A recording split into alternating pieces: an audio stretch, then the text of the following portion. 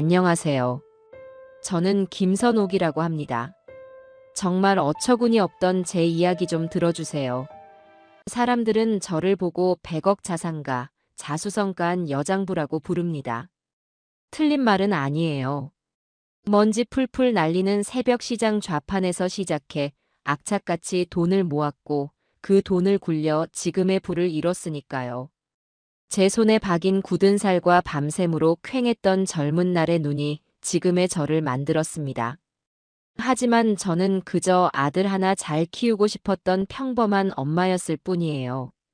남편 일찍 여의고 세상에 홀로 남겨졌을 때 갓난쟁이 아들 인석이의 동그란 얼굴을 보며 다짐했었죠. 이 아이만큼은 세상 누구에게도 무시당하지 않게, 돈 때문에 서러운 일 겪지 않게 키우겠다고요. 그 다짐 하나로 제 인생을 전부 갈아 넣었습니다. 아이가 먹고 싶다는 건 뭐든 사 먹였고 남들 다닌다는 학원은 전부 보냈어요.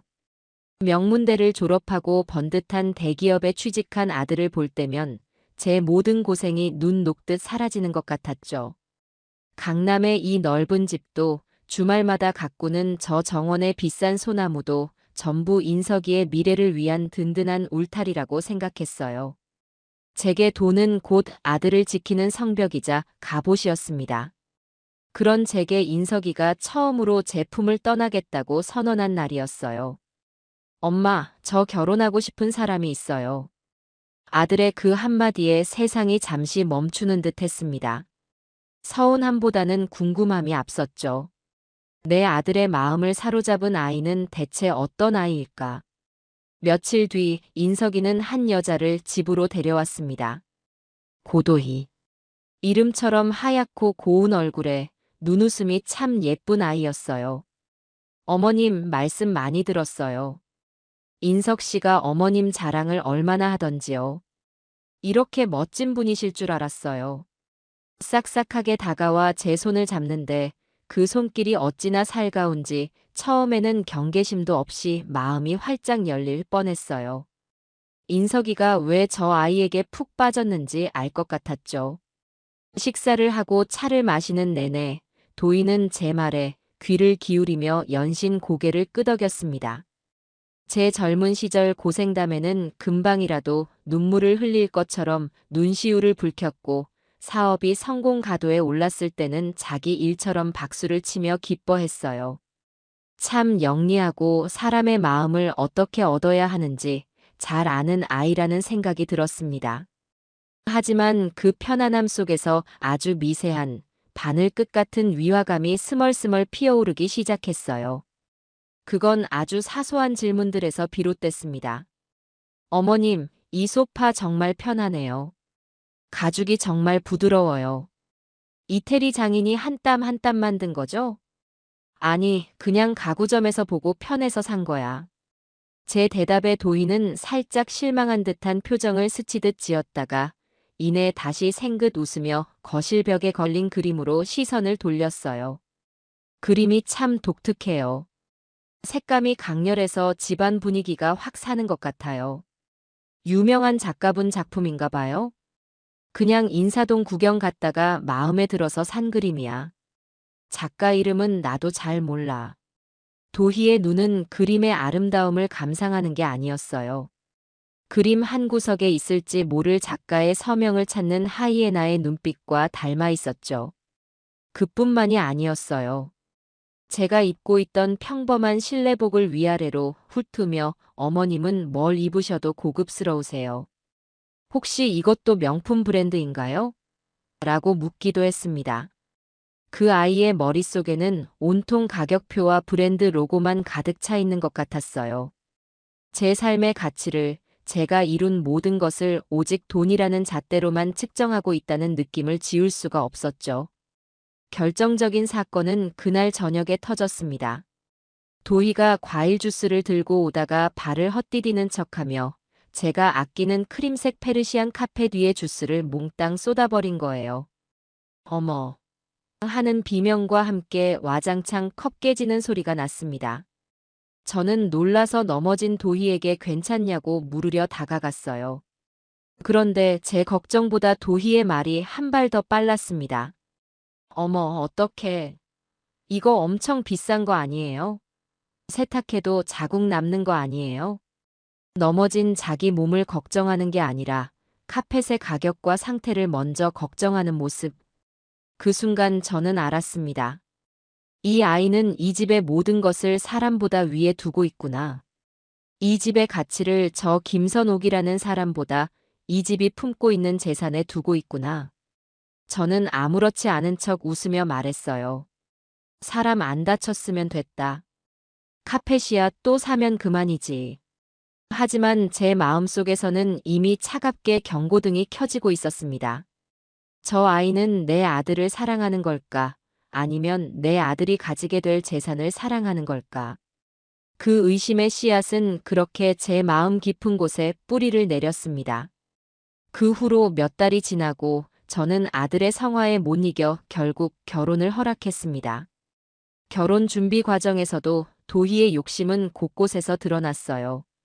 예물은 최고급 다이아몬드 세트를, 신혼집은 강남의 신축 아파트를, 혼수는 전부 수입 명품 가구로 채우길 원했죠.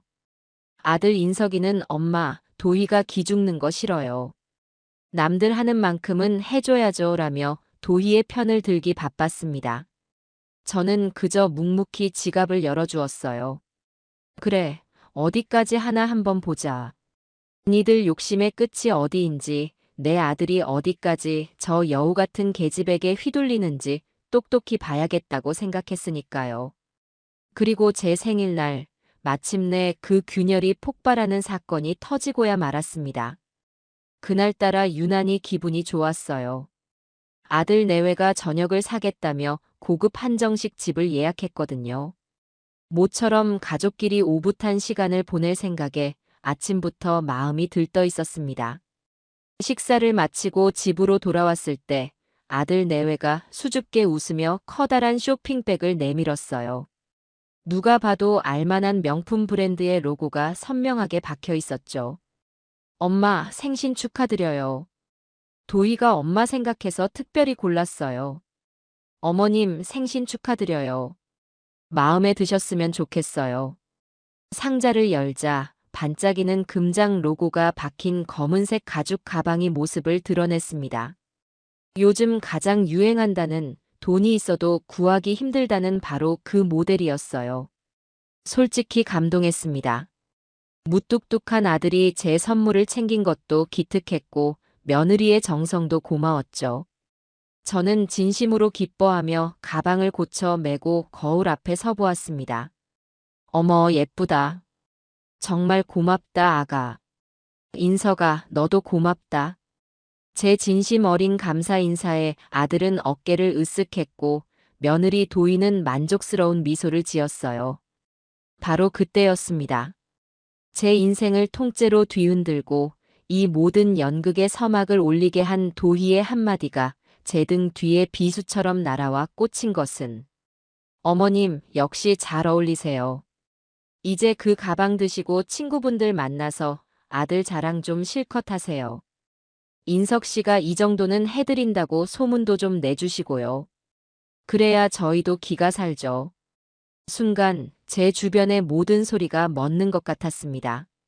방금 전까지 저를 감싸던 따뜻하고 행복한 공기가 칼날처럼 차갑게 변했어요. 귀를 의심했습니다. 내가 지금 뭘 들은 거지? 이 선물은 나를 위한 것이 아니었구나. 나를 기쁘게 하기 위한 것이 아니라 자신들의 체면을 세우고 자신들의 재력을 과시하기 위한 도구였구나. 나는 그저 아들 녀석의 부를 대신 광고해주는 비싼 마네킹에 불과했던 겁니다. 저는 거울 속에 비친 제 모습을 가만히 들여다보았습니다. 명품 가방을 든 늙은 엄마의 모습. 하지만 그 너머로 시장 좌판에서 생선 비린내를 풍기며 악착같이 돈을 벌던 젊은 날에 제가 울고 있었어요. 제 모든 고생과 희생이 고작 저들의 허영심을 채우는 장신구로 전락해버린 것 같아 참을 수 없는 모멸감이 치밀어 올랐습니다. 하지만 저는 내색하지 않았어요. 수십 년간 장사하며 익힌 포커페이스는 이럴 때 쓰는 거니까요. 저는 천천히 뒤돌아보며 제 인생 최고의 미소를 지어 보였습니다. 그래, 알겠다. 니들 마음이 그렇다면야 이 엄마가 제대로 한번 해줘야지. 걱정 마라. 니들 기 내가 아주 팍팍 살려줄게. 그 말을 하는 제 속은 시커멓게 타들어가고 있었지만 아들 내외는 그 뜻을 전혀 알아채지 못한 듯 환하게 웃었습니다. 그들은 그저 철없는 며느리의 애교 섞인 부탁 정도로만 여겼을 테죠. 그날 밤 아들 내외가 돌아간 뒤 저는 거실에 홀로 앉아 그 번쩍이는 가방을 오랫동안 내려다보았습니다. 그건 더 이상 선물이 아니었어요. 그건 제게 던져진 선전포고였습니다. 그래, 니들이 원하는 게 돈이라면 그 돈으로 너희의 본성을 남김없이 확인해주마. 내 아들이 정말 저런 속물 같은 계집에게 영혼까지 팔아넘긴 놈인지 아니면 아직 내 아들로 돌아올 가능성이 조금이라도 남아있는지. 이 모든 것을 내 눈으로 똑똑히 확인해야겠다고 결심했습니다. 그날 밤 제 머릿속에서는 100억짜리 상속을 건 제 인생 마지막이자 가장 거대한 연극의 시나리오가 한 줄 한 줄 써내려가기 시작하고 있었습니다. 의심의 씨앗은 이제 거대한 독초가 되어 제 아들의 인생을 시험할 덫을 놓을 준비를 마친 것이었죠. 다음 날 아침, 저는 수화기를 들고 익숙한 번호를 눌렀습니다. 신호음이 두어 번 울리자마자 굵고 차분한 목소리가 들려왔어요. 네, 박 변호사입니다. 박진우 변호사. 20년 전 시장에서 억척같이 돈을 벌던 제게 사기를 치려던 놈들을 법으로 단죄해준 그때는 풋내기였던 청년 변호사였죠. 지금은 강남에서 가장 잘 나가는 법무법인의 대표가 되었지만 제게는 여전히 아들 같고 친동생 같은 사람이었습니다. 박 변호사, 나 김선옥이야. 오늘 오후에 시간 좀 내줘요. 사무실 말고 우리가 늘 가던 그 찻집에서 봅시다. 제 목소리는 평소와 달리 무겁게 가라앉아 있었습니다. 박 변호사는 제 목소리 톤만 듣고도 무언가 심상치 않은 일이 생겼음을 직감한 듯 군소리 없이 알겠습니다, 회장님. 3시에 그리로 가겠습니다. 라고 답했어요. 약속한 시각, 인사동 골목 깊숙한 곳에 자리한 낡은 찻집의 별실에서 우리는 마주 앉았습니다. 구수한 대추차 향기가 방 안에 가득했지만 제 마음은 차갑게 얼어붙어 있었죠. 박 변호사는 걱정스러운 눈으로 저를 살폈습니다. 회장님, 안색이 안 좋으십니다. 무슨 일 있으십니까? 저는 말없이 찻잔만 만지작거리다 이윽고 결심한 듯 입을 열었습니다. 박 변호사, 나 연극을 좀 해야겠어. 제 뜬금없는 말에 박 변호사의 얼굴에 의아한 빛이 스쳤습니다. 연극이라니요? 그게 무슨 말씀이십니까? 나 얼마 못 살 것처럼 연기 좀 해야겠네. 아주 지독한 병에 걸려서 오늘 내일 하는 시한부 환자처럼 말이야. 회장님, 박 변호사가 경악하며 자리에서 일어날 뻔했어요. 그는 제정신이냐는 듯한 눈으로 저를 바라보았습니다. 아니, 회장님. 갑자기 왜 그런 위험한 생각을 하십니까? 그러다 정말 큰일 납니다. 아드님이 받으실 충격은 또 어떡하시고요? 절대 안 됩니다. 그는 제 친동생처럼 진심으로 저를 말렸습니다. 그의 걱정 어린 마음에 잠시 마음이 흔들렸지만 어젯밤 며느리의 그 한마디를 떠올리자 다시금 마음이 돌처럼 굳어졌어요. 저는 지난 생일날 있었던 일을 차분히 털어놓았습니다. 명품 가방을 건네며 제게 아들 자랑하는 광고판 역할을 강요했던 며느리의 이야기, 그전부터 집안의 가구와 제 옷의 가격을 은근슬쩍 떠보던 그 아이의 탐욕스러운 눈빛까지. 내 아들이 눈이 멀었어. 저 여우 같은 계집한테 단단히 홀려서 제 어미도 못 알아봐. 내가 이대로 눈 감고 나면 내 평생 피땀 흘려 모은 재산이 저런 것들 손에 넘어가는 꼴을 어떻게 보겠나. 내 눈으로 직접 확인해야겠어. 걔들 본성을. 내 아들이 정말 구제불능인 놈인지 아니면 정신 차릴 기회라도 줄 수 있는 놈인지. 제 단호한 결심과 그 안에 담긴 깊은 슬픔을 읽은 박 변호사는 더 이상 저를 말리지 못했습니다. 그는 무거운 한숨을 내쉬며 다시 자리에 앉았어요. 회장님 뜻이 그렇다면 제가 어떻게 도와드리면 되겠습니까? 우선 진짜처럼 보이는 진단서가 필요해. 아주 고치기 힘든 병으로 길어야 6개월 정도 남았다는 내용으로. 그리고 내가 정말 아픈 사람처럼 보이도록 몇 가지 장치가 필요할 거야. 박 변호사 자네 인맥이면 입 무거운 의사 하나쯤은 알고 있겠지? 알겠습니다. 회장님 뜻이 그렇다면 제가 돕겠습니다. 하지만 약속해 주십시오. 무슨 일이 생기거나 회장님 마음이 너무 힘들어지시면 즉시 이 연극 그만두셔야 합니다. 박 변호사는 제 손을 잡으며 신신당부했어요. 저는 말없이 고개를 끄덕였습니다. 그렇게 제 인생을 건 위험한 연극의 조력자가 정해졌습니다. 며칠 뒤 저는 아들 내외를 집으로 불렀습니다. 무대를 완벽하게 준비했죠. 평소 즐겨 입던 화사한 옷 대신 색바랜 낡은 실내복을 입었고 화장기 하나 없는 창백한 얼굴에 머리도 일부러 부스스하게 매만졌습니다. 거실의 조명은 평소보다 어둡게 낮춰 스산한 분위기를 연출했어요. 소파에 앉아있는 제 모습은 누가 봐도 병색이 완연한 노인의 모습이었을 겁니다. 아들 인석이와 며느리 도희가 현관문을 열고 들어섰습니다. 저를 보자마자 둘 다 얼굴이 굳어졌어요. 엄마, 어디 안 좋아? 왜 이렇게 안색이 안 좋아 보여? 인석이가 걱정스럽게 물으며 다가왔습니다. 저는 힘겹게 숨을 내쉬며 둘을 소파에 앉혔어요. 인석아 도희야. 내가 너희에게 할 말이 있다. 제 목소리는 일부러 가늘게 떨리도록 연기했습니다.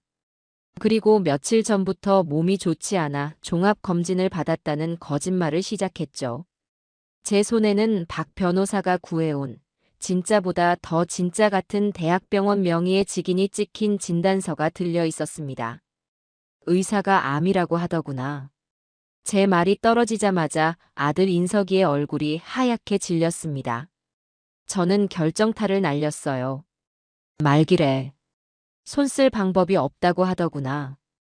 길어야 6개월. 아니, 의사는 3개월도 장담하기 힘들다고 했어. 저는 제 무릎 위로 뜨거운 눈물 한 방울을 기어코 떨어뜨렸습니다. 엄마. 인석이가 절규하며 제 손을 잡았습니다. 아들의 손이 사시나무처럼 떨리고 있었어요. 그게 무슨 말이야? 아니지. 오진일 거야. 다른 병원에 가보자, 엄마. 내가 세계 최고의 의사를 찾아줄게. 돈은 얼마든지 있어, 엄마. 아들은 어린아이처럼 엉엉 울며 제게 매달렸습니다. 그 모습에 제 마음 한구석이 칼로 베이는 것처럼 아려왔어요. 이 착한 아들을 속여야 한다는 죄책감이 물밀듯이 밀려왔죠. 하지만 저는 독하게 마음을 다잡았습니다. 이 연극을 멈출 수는 없었어요. 제 시선은 아들의 어깨 너머로 며느리 고도희에게 향했습니다. 도희 역시 훌륭한 배우였어요. 그녀는 두 손으로 입을 가린 채 충격받은 표정으로 저를 바라보며 눈물을 글썽였습니다. 어머님, 어떻게 이런 일이. 힘내세요. 저희가 있잖아요. 그녀는 제 곁으로 다가와 제 어깨를 감싸 안고 오열하는 남편의 등을 토닥여 주었죠. 완벽한 연기였어요. 하지만 저는 놓치지 않았습니다. 그녀가 제 손에 들린 진단서를 내려다보던 그 찰나의 순간, 슬픔에 젖어 있어야 할 그녀의 눈동자 속에서 성광처럼 스쳐 지나간 그 빛을. 그건 슬픔도 충격도 아니었어요.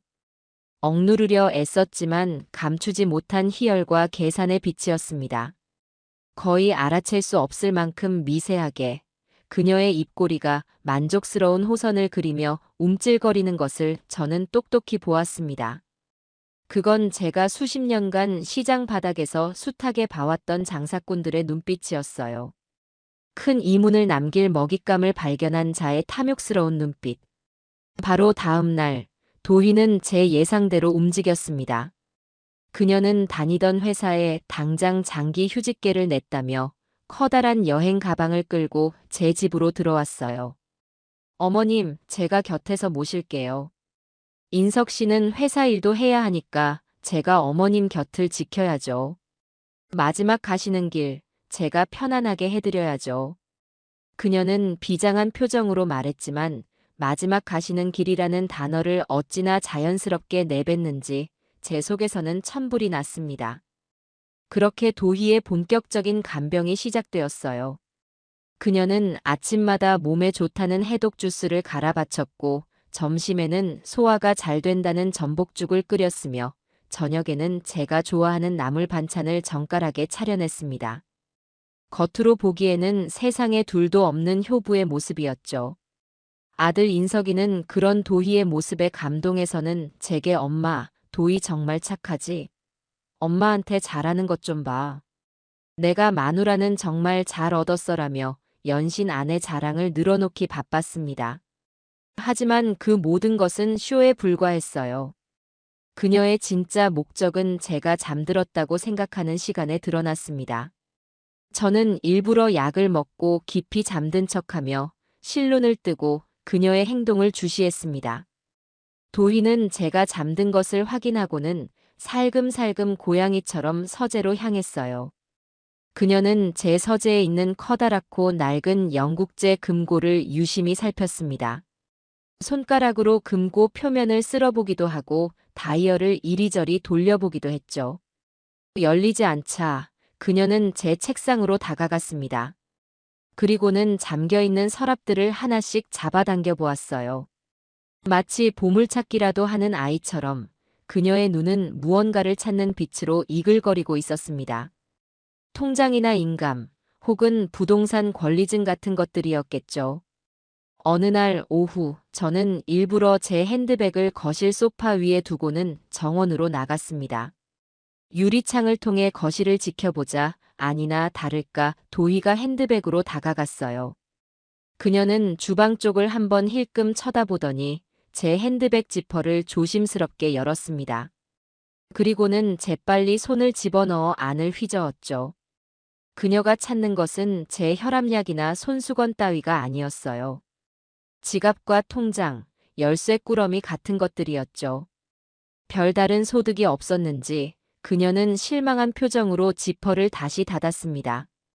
바로 그때 제가 거실로 들어섰어요. 어머님, 가방 여기 두셨네요. 잃어버리신 줄 알고 깜짝 놀랐어요. 그녀는 세상에서 가장 순진하고 착한 며느리의 얼굴로 활짝 웃으며 제게 핸드백을 건넸습니다. 저는 속으로 차갑게 웃으며 핸드백을 받아들었습니다. 그래, 연극은 이제 막 시작되었을 뿐이다. 주연 배우는 이미 제 역할에 완벽하게 몰입했으니 이제부터는 내가 얼마나 이 무대를 잘 이끌어 가느냐에 모든 것이 달려 있었죠. 여우는 마침내 제 꼬리를 드러내기 시작했고 저는 그 꼬리를 밟아 몸통까지 끌어낼 덫을 놓을 준비를 하고 있었습니다. 내 집에 며느리가 들어와 살기 시작한 지 일주일이 지났을 무렵 도희는 더 이상 자신의 욕망을 숨기려 애쓰지 않았어요. 그녀는 마치 오랫동안 기다려온 자기 세상이 온 것처럼 이 집을 제 것으로 만들기 위한 작업에 착수했습니다. 처음에는 아주 사소한 것들부터 시작되었죠. 제가 늘 마시던 구수한 보리차 대신 이름도 어려운 수입 허브티가 찻장에 채워졌고 거실 소파 위에는 제 취향과는 거리가 먼 번쩍이는 벨벳 쿠션들이 놓였습니다. 저는 그저 못 본 척 아무 말도 하지 않았어요. 둑은 작은 구멍 하나에서부터 무너지는 법이니까요.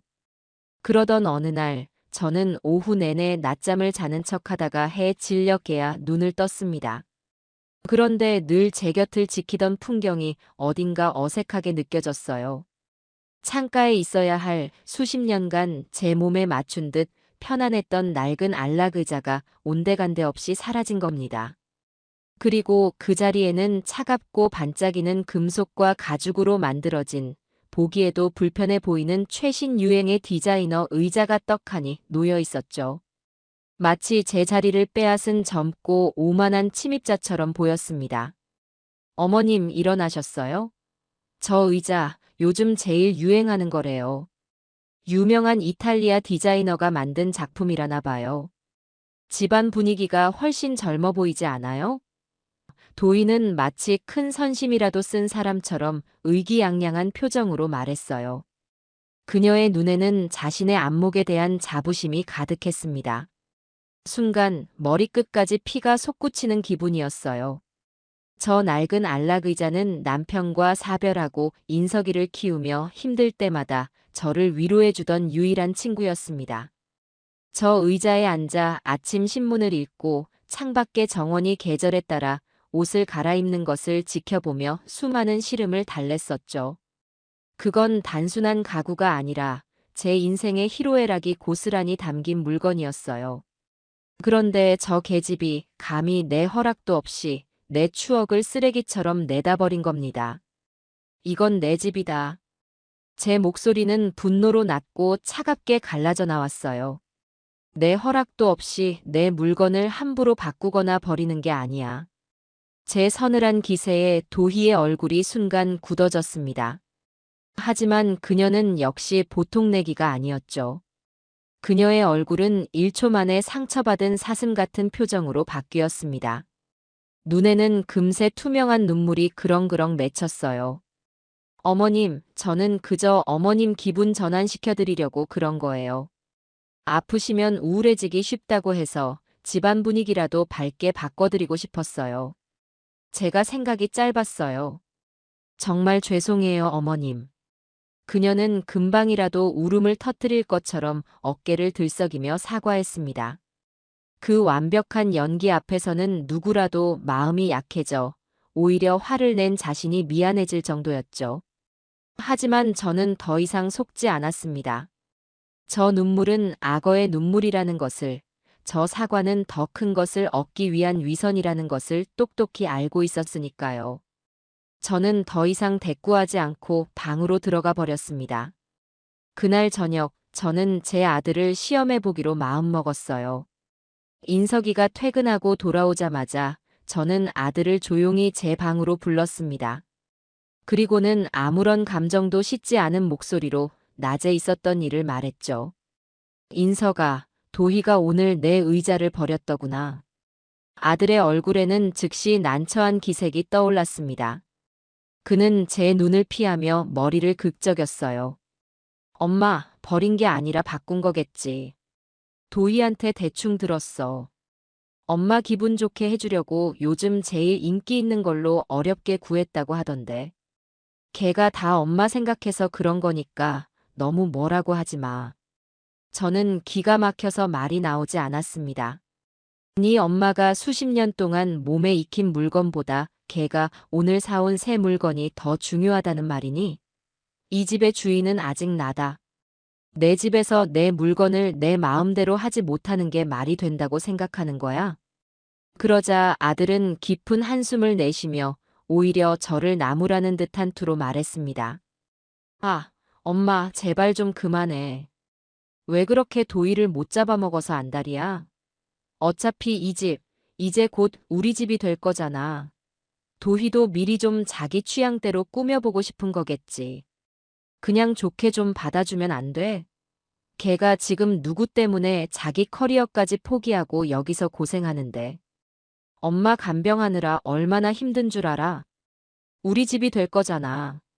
아들의 입에서 나온 그 말이 비수처럼 제 심장에 박혔습니다. 아, 내 아들은 이미 나를 이 집의 주인이 아니라 곧 떠나야 할 세입자 정도로 생각하고 있었던 겁니다. 저에게는 아직 제 인생의 전부인 이 공간이 아들에게는 그저 물려받을 재산 목록 1호에 불과했던 거죠. 아들에 대한 마지막 기대와 희망이 산산조각 나는 순간이었습니다. 배신감에 온몸이 떨려왔지만 저는 입술을 깨물며 분노를 삼켰습니다. 아직은 때가 아니었어요. 그날 이후 도희의 행동은 더욱 대담해졌습니다. 그녀는 이제 제 허락을 구하는 신용조차 하지 않았어요. 거실의 커튼은 화려하고 요란한 무늬로 바뀌었고 주방의 식기들은 제가 평생 써본 적도 없는 외국의 명품 브랜드 제품들로 채워졌습니다. 그녀는 마치 백화점 쇼핑을 하듯 매일같이 택배 상자를 집으로 들였고 그 비용은 전부 제 카드로 결제되었죠. 그녀는 이 집을 자신의 왕국으로, 저는 그 왕국에 잠시 머무는 식객으로 취급했습니다. 그러던 어느 날 밤, 저는 연기의 수위를 한 단계 더 높이기로 했습니다. 저는 침대에 누워 거친 기침을 토해내기 시작했어요. 가슴을 부여잡고 숨이 넘어갈 듯 연기하자 거실에서 TV를 보던 도희가 놀라서 달려왔습니다. 어머님 괜찮으세요? 또 시작이세요? 약 드실 시간인가요? 그녀는 제 등을 두드려주며 걱정스러운 표정을 지었지만 그 눈에는 지겨움과 짜증이 역력했어요. 한참 동안 기침 연기를 한 뒤 저는 헐떡이며 숨을 골랐습니다. 도희는 제 머리맡에 앉아 물수건으로 제 이마에 식은땀을 닦아주는 신용을 했어요. 바로 그때 그녀가 마치 큰 결심이라도 한 듯 조심스럽게 입을 열었습니다. 어머님, 이런 말씀드리기 정말 죄송하고 또 재수 없는 소리라고 하실 수도 있겠지만요. 그녀는 잠시 말을 끊고 제 눈치를 살폈어요. 저는 아무 말 없이 그녀를 바라보며 다음 말을 기다렸습니다. 올 것이 왔다는 직감이 들었죠. 혹시 모르니까요. 어머님 앞으로 들어놓으신 보험이나 생명보험 같은 그런 서류들 있잖아요. 어디에 두셨는지 저희가 알아야 나중에라도 일이 생겼을 때 처리를 깔끔하게 할 수 있을 것 같아서요. 인석 씨는 워낙 그런 쪽으로는 둔해서 이런 거 잘 모르니까 제가 미리미리 챙겨두는 게 좋을 것 같아서요. 그 말을 듣는 순간 온몸의 피가 차갑게 식는 것 같았습니다. 이 아이는 이제 제 건강이나 안위 따위에는 관심도 없었어요. 오로지 제 죽음 이후에 나올 돈에만 혈안이 되어 있었습니다. 상속 재산도 모자라 이제는 보험금까지 계산하고 있었던 거죠. 저는 역겨움에 구역질이 치밀어 올랐지만 애써 태연한 척하며 눈을 감았습니다. 그리고는 기어 들어가는 목소리로 연기했죠. 서재 책상 두 번째 서랍에 아마 있을 게다. 네가 알아서 좀 챙겨라. 나는 이제 기운이 하나도 없구나. 제 말이 끝나자마자 도희의 얼굴에 스쳐 지나가는 환한 미소를 저는 놓치지 않았습니다. 그녀는 그 미소를 황급히 감추고는 다시 슬픔과 걱정이 뒤섞인 표정으로 돌아와 제 손을 잡았어요. 네, 어머님. 걱정 마세요. 그런 건 제가 다 알아서 할게요. 어머님은 아무 걱정 마시고 편히 쉬기만 하세요. 그녀의 위선적인 목소리를 들으며 저는 어둠 속에서 차갑게 웃었습니다. 그래, 여우가 이제 닭장 안으로 들어와 내 목을 물 날만 기다리고 있구나. 하지만 어쩌나. 이 닭장에는 날카로운 덫이 설치되어 있는 것을. 가면이 벗겨질수록 연극의 클라이맥스는 더욱 가까워지고 있었습니다. 며느리의 가면이 거의 다 벗겨졌다고 확신한 저는 이제 그녀의 민낯을 완전히 드러낼 마지막 무대를 준비하기로 했습니다. 며칠 동안 일부러 식사를 거의 하지 않고 정말 곧 죽을 사람처럼 침대에 누워만 있었어요. 제 연기가 얼마나 실감났는지 아들 인석이는 제 침대 곁을 떠나지 못하고 매일같이 눈물을 쏟았어요. 그리고 도희는 그런 아들을 위로하면서도 틈만 나면 서재를 들락거리며 제가 말해준 두 번째 서랍을 열어보려고 낑낑댔죠. 물론 그 서랍은 굳게 잠겨 있었고 열쇠는 제 손안에 있었습니다. 그리고 마침내 결전의 날 밤이 왔습니다. 창밖에는 마치 제 계획을 응원이라도 하듯 장대비가 쏟아지고 있었어요. 시계가 밤 11시를 넘어가고 있을 때 저는 침대에 누워 희미하게 앓는 소리를 내기 시작했습니다. 거실에서 한가롭게 TV를 보던 도희가 짜증스러운 표정으로 방문을 열고 들어왔죠. 왜요, 어머님? 또 어디가 안 좋으세요? 저는 쉰 목소리로 아주 간절하게 그녀를 바라보며 말했습니다. 도희야, 아가. 나 죽 좀 사다 주면 안 될까? 도희의 미간이 노골적으로 찌푸려졌습니다. 어머님, 이 시간에요? 제가 아까 저녁에 끓여놓은 잣죽 있잖아요. 데워드릴까요? 그녀의 목소리에는 귀찮음이 가득 묻어났어요. 저는 고개를 저으며 아주 구체적이고 터무니없는 요구를 했습니다. 아니, 그게 아니고. 저기 압구정 현대백화점 지하식품관에서 파는 그 완도산 활전복으로 끓인 특전 복죽이 꼭 먹고 싶구나. 그거 아니면 오늘 밤 도저히 목으로 넘길 수가 없을 것 같아. 그건 제가 지어낸 세상에 없는 메뉴였습니다. 하지만 도희는 알 턱이 없었죠. 그저 비싸고 구하기 힘든 음식이라는 것만 알아챘을 겁니다. 도희의 얼굴이 싸늘하게 굳었습니다. 이 밤에 이 빗속을 뚫고 강남까지 가서 죽을 사오라는 제 요구가 얼마나 어처구니 없게 들렸을까요?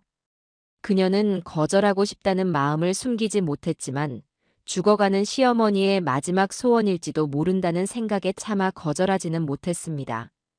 그녀는 결국 길고 신경질적인 한숨을 내쉬며 자리에서 일어났어요. 알겠어요. 다녀올게요. 정말 사람 피곤하게 하는 데는 선수시네. 마지막 말은 거의 저 들으라는 듯이 중얼거리고는 쾅 소리가 나게 방문을 닫고 나갔습니다. 도희가 나간 것을 확인하자마자 저는 놀라울 정도로 민첩하게 침대에서 일어났습니다. 그리고는 소리나지 않게 현관으로 다가가 문을 아주 살짝 한 뼘 정도만 열었어요. 예상대로 도희는 주차장에서 차에 오르기 전 누군가와 통화를 하고 있었습니다. 쏟아지는 빗소리 때문에 목소리를 높인 덕에 그녀의 대화는 아주 선명하게 제 귀에 들려왔습니다. 제 연극의 마지막 퍼즐 조각이 맞춰지는 순간이었죠. 진짜 미치겠어. 이 밤중에 압구정까지 가서 듣도 보도 못한 전복죽을 사오라잖아. 자기가 무슨 조선시대 왕비야? 아주 상전이 따로 없어. 그녀의 목소리는 평소의 상냥함은 온데간데 없이 날카로운 도끼로 가득 차 있었습니다. 전화기 너머의 친구가 무언가 위로를 건네는 듯 잠시 침묵이 흘렀고 이내 다시 도희의 히스테릭한 목소리가 터져 나왔습니다. 몰라. 유산이고 나발이고 다 때려치우고 싶다니까. 그까짓 돈 몇 푼 때문에 내가 왜 이 미친 짓을 계속해야 되는데? 대체 언제 죽는 거야? 저 지긋지긋한 노인네는? 아주 매일매일 내 피가 마른다. 피가 말라. 지긋지긋한 노인네. 그 말을 듣는 순간 제 마음속에 남아있던 아주 작은 연민의 감정마저 완전히 사라졌습니다. 충격도 슬픔도 느껴지지 않았어요. 그저 얼음장 같은 차가운 분노와 함께 모든 것이 명확해졌다는 안도감마저 들었죠. 저는 도희가 차를 타고 떠나는 것을 확인하고 조용히 현관문을 닫았습니다. 그리고는 다시 침대로 돌아가 아무 일도 없었다는 듯 이불을 목까지 끌어당기고 덫에 걸릴 사냥감을 기다렸습니다. 1시간이 넘게 지났을까요? 현관문이 열리는 소리가 들리고 잠시 후 젖은 머리를 한 도희가 씩씩거리며 방으로 들어왔습니다. 그녀는 죽이 담긴 보온통을 제 침대 옆 탁자 위에 쿵 소리가 나게 내려놓았어요. 여기요. 사왔어요. 아주 비싸고 귀한 걸로요. 그녀의 목소리는 얼음장처럼 차가웠습니다. 저는 천천히 정말 기운 없는 사람처럼 몸을 일으켰습니다. 그리고는 슬프고 지친 눈으로 그녀를 올려다보았죠. 이제 마지막 대사를 던질 시간이었습니다. 아가, 내가 많이 귀찮게 하는구나. 정말 미안하다. 저는 일부러 그녀의 분노를 정면으로 받아낼 판을 깔아주었습니다. 제 사과에 도희는 그동안 눌러왔던 모든 감정을 폭발시키고 말았습니다. 그녀는 허탈하다는 듯 코웃음을 픽 쳤어요. 미안하긴 뭐가 미안해요. 이제 와서. 그녀는 팔짱을 끼고 저를 꼿꼿이 내려다보았습니다. 그녀의 눈에는 더 이상 위선적인 동정이나 슬픔 따위는 없었어요. 오직 경멸과 짜증, 그리고 참을 수 없는 조바심만이 가득했습니다. 그리고 마침내 제 모든 관계를 끊어내고 그녀 스스로를 파멸로 이끌 결정적인 한마디를 내뱉었습니다. 그녀의 목소리는 이상할 정도로 차분했지만 그 안에는 세상 그 어떤 칼보다도 날카로운 잔인함이 담겨 있었어요. 솔직히요, 어머님. 이제 그만 연기하시고 그냥 까놓고 여쭤볼게요. 대체 언제 돌아가실 예정이세요? 저희도 슬슬 인생 계획이라는 걸 세워야 하잖아요. 이 집도 팔고 그 돈으로 인석 씨 사업도 시작해야 하고. 어머님이 이렇게 기약도 없이 자리만 차지하고 누워만 계시면 저희는 도대체 뭘 어떻게 해야 되는데요? 그 말이 제 귓속으로 파고드는 순간 세상의 모든 소리가 한순간에 증발해 버렸어요. 윙하는 이명과 함께 제 위장에서는 역한 신물이 올라오는 것 같았죠. 눈앞에 며느리 고도희의 얼굴이 순간 일그러지며 악귀처럼 보이더군요. 온몸의 피가 발끝부터 차갑게 식어 얼어붙는 느낌이었습니다. 이성을 잃고 저 계집의 머리채라도 잡고 흔들어야 분이 풀릴까, 아니면 이 자리에서 심장이 터져버려야 이 모욕이 끝날까. 수만 가지 생각이 폭풍처럼 휘몰아쳤지만 저는 그 모든 것을 억눌렀습니다. 지금 분노를 터뜨리는 것은 저열한 짐승에게 동급으로 대꾸해주는 것밖에 되지 않아요. 모욕을 모욕으로 갚는 것은 하수나 하는 짓이죠. 진짜 복수는 상대가 가장 행복하다고 믿는 순간에 가장 차가운 미소로 모든 것을 빼앗아 오는 법이니까요. 그래서 저는 연기하기로 했습니다. 제 인생 최고의 연기를 바로 이 자리에서 펼치기로요. 저는 마치 벼락이라도 맞은 사람처럼 그녀를 멍하니 바라보았습니다. 방금 전까지 총명하게 빛나던 눈동자에 초점을 흐리고 무언가 말을 하려던 입술은 힘없이 벌어진 채 닫히지 않았어요. 이윽고 제 어깨가 가늘게, 아주 가늘게 떨리기 시작했습니다. 그건 분노의 떨림이 아니었어요. 슬픔의 흐느낌도 아니었죠. 한 인간으로서 존재 자체를 부정당한 영혼의 마지막, 처절한 경련과도 같았습니다. 계산된 눈물 한 줄기가 기다렸다는 듯 제 뺨을 타고 힘없이 흘러내렸어요. 그 눈물은 반은 연기였지만 나머지 반은 진심이었습니다. 제가 온 인생을 바쳐 키운 아들을 저런 끔찍한 괴물에게 송두리째 빼앗겨버린 한 어미의 장례식 눈물이었죠. 제 반응에 도이는 순간 당황한 기색이 역력했어요.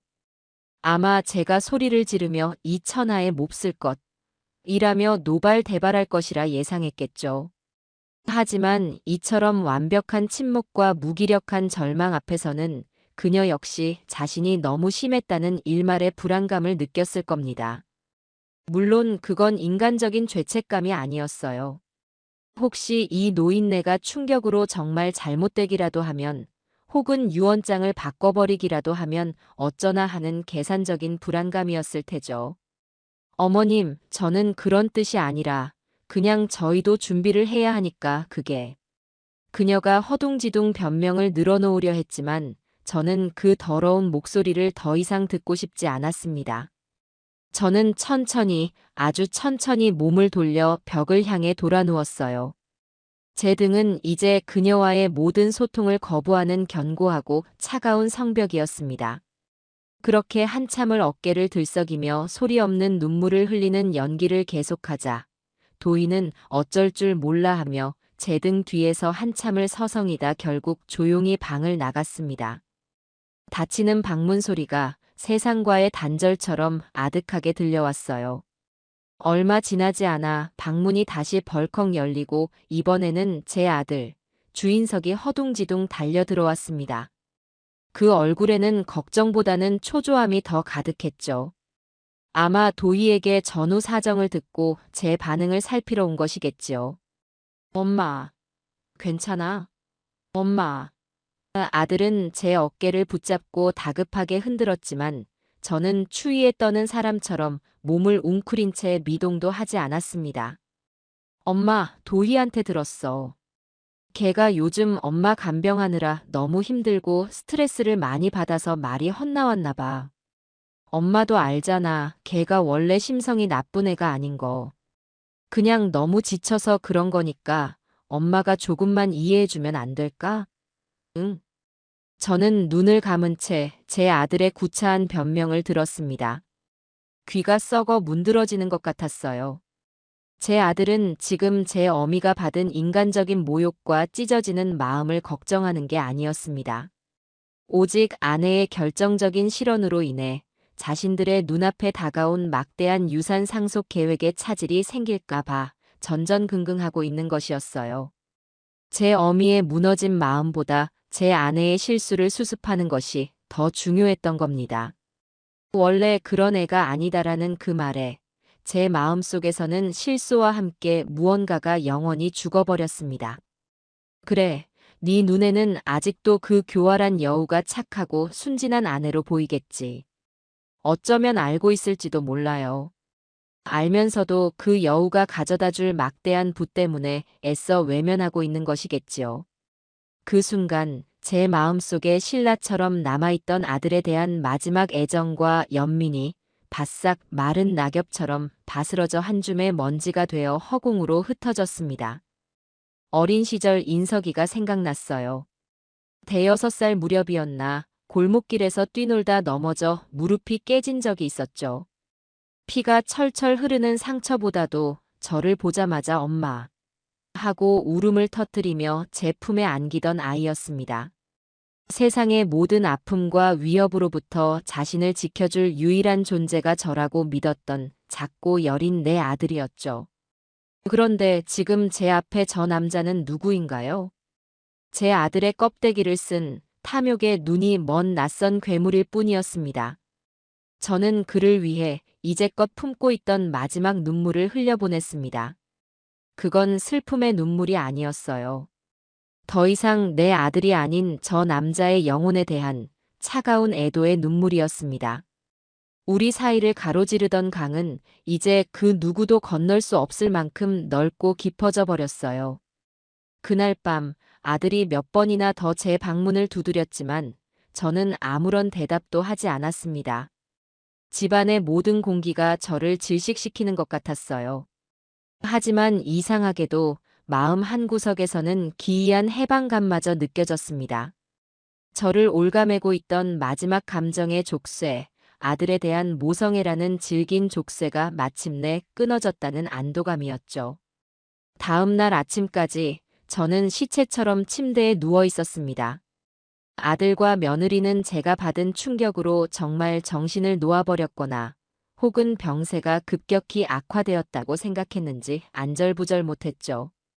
결국 그들은 잠시 병원에 들러 상담 좀 받고 오겠다는 핑계를 대고 집을 나섰습니다. 현관문이 닫히고 그들의 자동차 소리가 멀어지는 것을 확인하자마자 저는 언제 그랬냐는 듯 벌떡 몸을 일으켰습니다. 밤새도록 흘린 눈물 연기로 얼굴은 퉁퉁 부어 있었지만 거울 속에 비친 제 눈빛은 그 어느 때보다 차갑고 명징하게 빛나고 있었어요. 저는 더 이상 상처받은 피해자가 아니었습니다. 복수를 앞둔 장군이었죠. 저는 곧장 수화기를 들고 박 변호사에게 전화를 걸었습니다. 제 목소리에는 더 이상 병약한 노인의 가식적인 떨림이 한치도 섞여 있지 않았어요. 수십 년간 시장과 사업 현장을 호령하던 김선옥 본연의 강철 같은 목소리였죠. 박 변호사, 나야. 연극은 끝났어. 박 변호사는 제 목소리 톤만 듣고도 모든 상황이 종료되었음을 직감한 듯 했습니다. 저는 밤새 있었던 일을, 며느리가 제게 던졌던 그 끔찍하고 모욕적인 질문을 토시 하나 틀리지 않고 그대로 전해주었어요. 그리고 그 말을 듣고도 아내를 감싸기만 하던 아들의 비겁하고 한심한 변명까지도요. 수화기 너머로 박 변호사의 깊은 침묵이 흘렀습니다. 그 침묵 속에는 저에 대한 깊은 연민과 함께 인간의 탐욕에 대한 서늘한 분노가 담겨 있었죠. 돈은 피와 같아서 제대로 흐르지 않으면 그 주인을 병들게 하는 법이야, 박 변호사. 제가 차갑게 말했어요. 내 피가 내 아들이라는 놈 때문에 썩어가고 있었어. 이제 그 썩은 물기를 바로잡고 새로운 곳으로 흘려보내야겠네. 제 말에 박 변호사가 단호하게 답했습니다. 회장님 심정 전부 이해합니다. 아니요, 감히 다 이해한다고 말할 수도 없겠지요. 분노를 넘어 얼마나 깊은 상처를 받으셨을지 이제 더 이상 망설일 필요가 없겠습니다. 상속 계획 전면 수정합니다. 제가 선언했어요. 아니, 수정이 아니야. 파기야. 기존에 생각했던 모든 계획은 깨끗하게 지워버려. 흔적도 없이 갈아엎을 거야. 인석이 몫은 법이 정한 최소한의 것, 그 유류분이라는 것만 남기고 전부 다. 솔직히 그것도 아깝지만 대한민국 법이 그렇다니 어쩔 수 없지. 대신 그놈들이 평생 후회하며 땅을 치게 만들어줄 거야. 내가 어떻게 돈을 벌었고 그 돈이 얼마나 무서운 것인지 뼈저리게 느끼게 해줄 거라고. 알겠습니다, 회장님. 즉시 모든 서류 준비 시작하겠습니다. 박 변호사의 목소리에는 이제 망설임 대신 제 복수에 충실한 조력자가 되겠다는 굳은 결의가 서려 있었어요. 법적으로 완벽하게 그 누구도 이의를 제기할 수 없도록 만들겠습니다. 그리고 회장님께서 원하시는 대로, 아니, 그 이상으로 통쾌하게 처리하겠습니다. 아무 걱정 마십시오. 든든한 아군을 얻은 저는 조용히 수화기를 내려놓았습니다. 이제 주사위는 던져졌어요. 그날 오후 저는 다시 병색이 완연한 충격으로 영혼이 부서져 버린 노인으로 돌아왔습니다. 헬쑥하고 초점 없는 얼굴로 거실 소파에 힘없이 앉아 있었죠. 병원에서 돌아온 아들과 며느리는 마치 살얼음판을 걷듯 조심스럽게 제게 다가왔습니다. 그들의 얼굴에는 자신들의 미래가 한순간에 날아갈 수도 있다는 불안감이 노골적으로 드러나 있었어요. 저는 그들을 천천히, 아주 천천히 둘러보며 금방이라도 부서질 것처럼 연약한 목소리로 입을 열었습니다. 내가 어젯밤에 혼자 누워서 곰곰이 생각을 많이 해봤다. 제 말에 두 사람의 눈이 흔들렸어요. 너희가 내 병수 바라느라 고생하는 걸 보니 내 마음이 너무 아프더구나. 내가 늙어서 고집만 세졌구나. 너희 젊은 애들 앞길을 내가 가로막고 있었어. 도혜 네가 어젯밤에 한 말, 처음엔 서운했지만 생각해보니 틀린 말이 하나도 없더라. 내가 죽고 나면 너희가 더 복잡해질 텐데. 내가 너무 미안했다. 정말이다. 제 충격적인 자기 고백과 사과에 아들과 며느리의 얼굴에 당혹감과 함께 희미한 희망의 빛이 스쳐 지나갔습니다. 저는 결정적인 독이 든 꿀사탕을 던졌습니다. 그래서 결심했다. 어차피 얼마 못 살 인생, 내가 떠나기 전에 유산 문제를 미리 정리해서 너희 부담을 덜어줘야겠다. 조만간 박 변호사를 집으로 불러서 내 재산을 너희 앞으로 미리 좀 넘겨주는 절차를 공식적으로 밟으려고 한다. 그러니 이제 나 때문에 너무 힘들어하지도 말고 나한테 서운해하지도 말아라. 다 내 잘못이고 내 부덕의 소치다. 제 말이 끝나자마자 거실의 공기가 폭발적으로 바뀌었습니다. 불안과 긴장으로 가득했던 공기는 순식간에 억누를 수 없는 환희와 안도로 채워졌죠. 특히 며느리 도희의 얼굴 변화는 가히 한편의 연극을 보는 듯 했습니다. 조심스럽게 제 눈치를 보던 그녀의 얼굴에 도저히 숨길 수 없는 탐욕스러운 미소가 만개했어요. 그녀는 분명 제가 충격을 받고 모든 것을 포기했다고, 자신들의 모욕적인 압박이 마침내 통했다고, 완벽한 승리를 거두었다고 생각했을 겁니다. 어머님, 세상에, 정말이세요? 역시 어머님밖에 없어요. 저희가 잘못했어요, 어머님. 저희가 생각이 짧았어요. 도희는 비명에 가까운 환호성을 지르며 제게 달려와 와락 저를 껴안았습니다. 그 품은 조금의 온기도 없이 오직 승리자의 차가운 냉기와 탐욕의 악취만이 진동했죠. 아들 인석이 역시 얼굴에 가득했던 수심이 씻은 듯이 사라지고 안도의 한숨을 깊게 내쉬었습니다. 그들은 자신들이 던진 돌에 개구리가 맞아 죽은 줄도 모르고 연못이 마침내 조용해졌다며 기뻐하는 어리석고 잔인한 아이들과 똑같았어요. 저는 제 어깨에 얼굴을 묻고 기쁨의 흐느낌을 연기하는 며느리의 등을 힘없이 토닥여주며 그들 누구에게도 보이지 않는 차갑고 잔인한 미소를 지었습니다. 그래, 실컷 기뻐해라. 네가 지금 껴안고 있는 건 굴복한 시어미가 아니라 네 무덤을 파고 있는 저승사자니깐. 미끼는 이제 너무나 깊숙이 박혀 빼낼 수조차 없게 되었습니다. 이제부터는 이 낚싯줄을 천천히, 아주 천천히 그들의 영혼이 찢어지는 고통을 느끼도록 감아올릴 차례였습니다. 아들과 며느리가 제 달콤한 거짓말에 완벽하게 속아 넘어간 이후 집안의 분위기는 겉보기에는 완벽한 평화를 되찾은 듯 보였어요. 도희는 이제 곧 막대한 불을 손에 쥘 예비 상속자로서의 위엄과 사치를 마음껏 뽐내기 시작했죠. 저에 대한 병수발은 완전히 뒷전으로 밀려났고 매일같이 백화점 VVIP 라운지를 드나들거나 강남의 부동산 정보를 알아보느라 정신이 없었습니다. 저는 그 모든 것을 못 본 척 그저 묵묵히 제 계획의 다음 단계를 진행시켰어요. 제 복수극의 가장 중요한 핵심, 내 피와 땀이 깃든 재산을 물려받을 자격 있는 사람을 찾는 일이었습니다. 단순히 아들 내외에게서 재산을 빼앗아 아무에게나 주는 것은 의미가 없어요. 그건 그저 감정적인 화풀이에 지나지 않죠. 제 복수는 완벽해야 했습니다.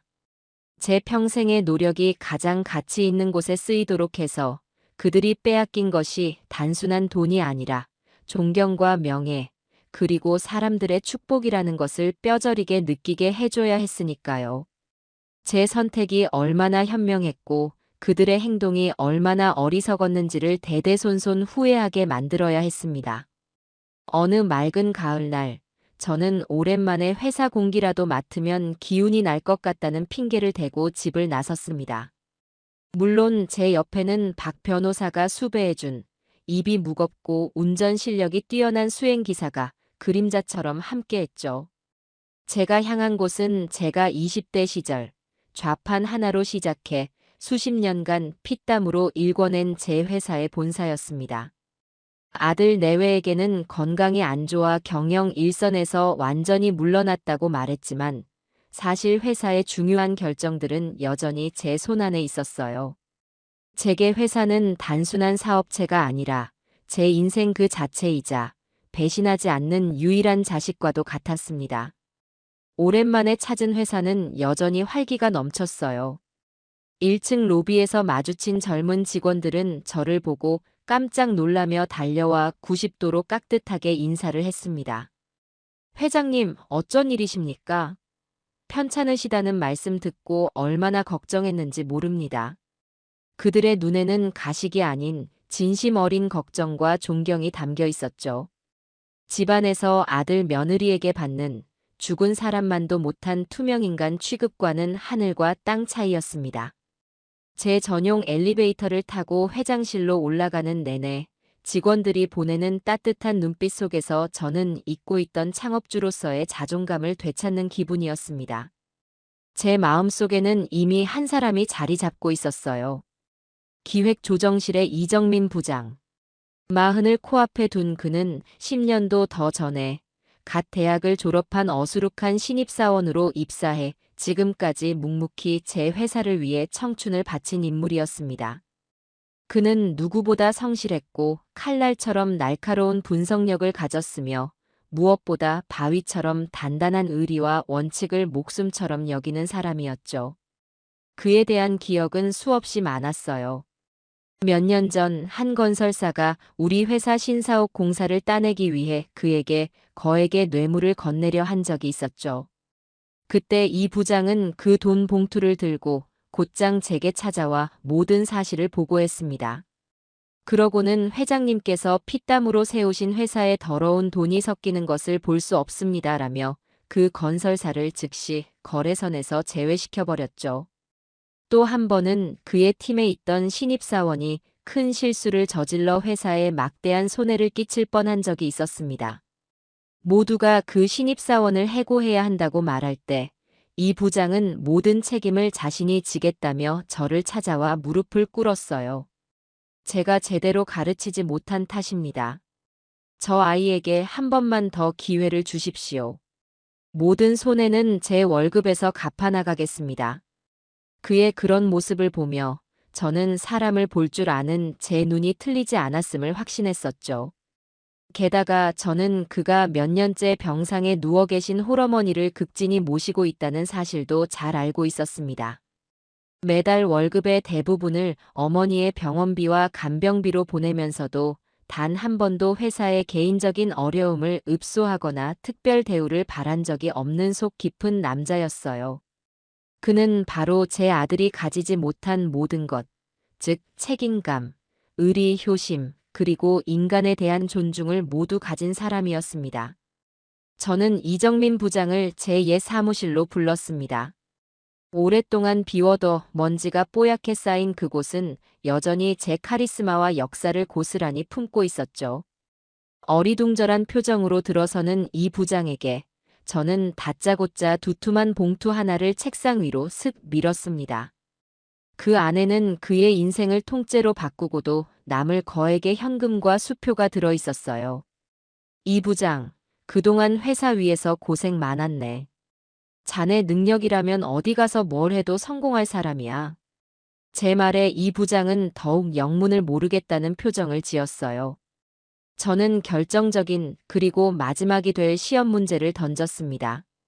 내가 이제 살 날도 얼마 안 남았는데 마지막으로 자네에게 기회를 하나 주려고 하네. 이 봉투에 든 돈이면 웬만한 중소기업 하나는 우습게 차릴 수 있을 거야. 이걸 받고 이제 자네 인생을 살아. 이 좁은 회사에 갇혀서 내 밑에서 일하지 말고 독립해서 멋지게 사장이 되란 말이야. 그건 평범한 직장인이라면, 아니 그 누구라도 마다할 이유가 없는, 뿌리치기 힘든 거부할 수 없는 유혹이었습니다. 이 부장은 잠시 봉투와 제 얼굴을 번갈아 보았어요. 그의 눈빛이 복잡하게 흔들리는 것을 보며 저는 마른 침을 삼켰습니다. 만약 여기서 그가 이 돈을 받는다면 제 계획은 원점으로 돌아가야 했죠. 하지만 이 부장은 역시 이정민이었습니다. 그는 이내 단호한 표정으로 고개를 저으며 봉투를 제 쪽으로 정중하지만 단호하게 다시 밀어냈습니다. 회장님, 이 돈은 절대로 받을 수 없습니다. 그의 목소리는 낮았지만 그 안에는 강철 같은 심지가 느껴졌습니다. 저는 일부러 실망한 척 혹은 그의 진심을 떠보려는 듯이 물었어요. 왜? 돈이 부족한가? 아니면 내 마지막 선물이 마음에 안 들기라도 하는 건가? 아닙니다, 회장님.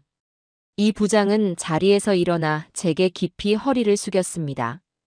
회장님께서 제게 베풀어 주신 은혜는 이런 돈으로 감히 갚을 수 있는 것이 아닙니다. 아무것도 없던 지방대 출신의 저를 믿고 기회를 주셨고, 제가 젊은 혈기에 실수했을 때도 오히려 감싸주시며 더 큰 사람으로 성장시켜 주셨습니다. 이 회사는 제게 월급을 받는 직장이기 이전에 제 청춘과 인생이 담긴 집과 같은 곳입니다.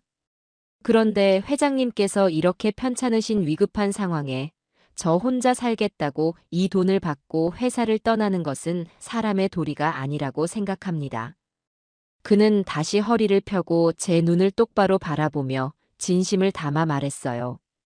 제 어머니는 제게 짐이 아니라 뿌리입니다. 뿌리가 튼튼해야 나무가 자라는 법인데 제가 어찌 돈 때문에 제 뿌리를 외면하고 저를 나무로 키워주신 회장님을 저버리겠습니까? 회장님께서 건강을 되찾으실 때까지, 그리고 그 후로도 언제까지나 저는 이 자리를 지키며 회사를 위해 일할 겁니다. 그러니 회장님, 이 돈은 부디 거두어 주시고 어서 빨리 건강을 되찾으실 생각만 하여 주십시오. 그의 말에는 한치의 거짓이나 가식이 없었어요. 오직 진심에서 우러나오는 의리와 충심, 그리고 깊은 인간애만이 가득했죠. 그는 제 마지막 시험을 제가 기대했던 것 이상으로 완벽하게 통과했습니다. 제 마음속에서는 뜨거운 감동이 솟구쳤어요. 그래, 바로 이 사람이다. 내 평생의 노력을 맡길 사람은 바로 이런 사람이었어. 그날 저녁, 저는 다시 박 변호사를 만났습니다. 이번에는 제 목소리에 자신감과 목적의식이 넘쳐 흘렀죠. 박 변호사, 적임자를 찾았어. 내 모든 것을 맡겨도 전혀 아깝지 않을 사람이야. 저는 이정민 부장에 대한 이야기를, 그리고 오늘 있었던 시험에 대해 모두 털어놓았습니다. 박 변호사 역시 그의 인품에 감탄하며 고개를 끄덕였어요. 회장님, 사람 보는 눈은 여전하십니다. 그런 사람이라면 믿고 맡기셔도 되겠습니다. 우리는 그 자리에서 새로운 유언장의 세부 조항을 최종적으로 확정하고 법적으로 완벽한 문서로 만들기 시작했습니다. 그건 단순한 유언장이 아니었어요.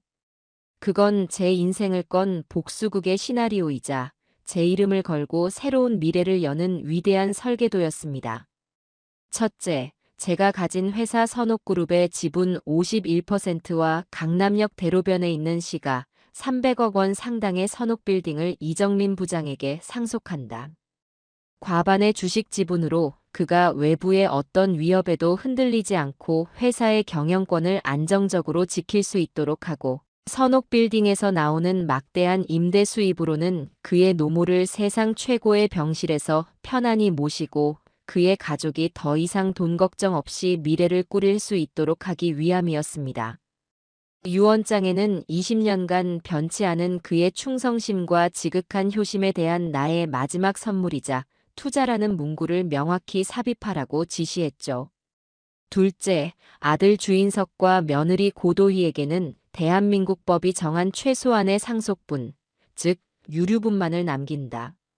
박 변호사는 제 전체 재산을 기준으로 유류분을 정확하게 계산했습니다.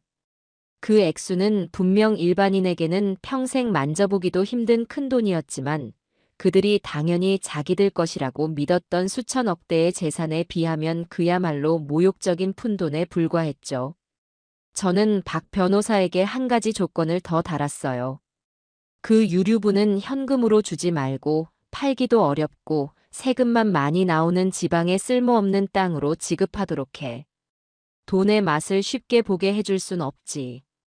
박 변호사는 제 잔인함에 혀를 내두르면서도 미소를 지으며 고개를 끄덕였습니다. 유언장에는 이것이 너희에게 주는 내 재산의 전부이자 마지막이며 너희가 저지른 불효에 대한 나의 평가임을 분명히 명시했습니다. 셋째, 그리고 남은 제 재산의 대부분, 약 500억 원이 넘는 현금과 부동산, 기타 주식 등 나머지 모든 것은 재단법인 김선옥 어린이 재단을 설립하는 데 사용한다.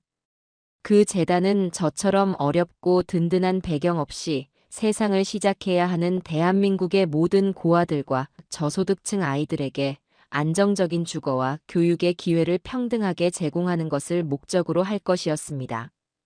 이 조항을 추가하는 순간 제 복수는 단순한 사적 감정의 해소를 넘어 사회적으로 의미 있는 유산을 남기는 숭고한 행위로 승화되었어요. 제 피와 땀이 탐욕스럽고 패륜적인 괴물들의 배를 불리는 대신 이 땅의 수많은 아이들의 미래를 밝히는 등불이 될 것이었습니다.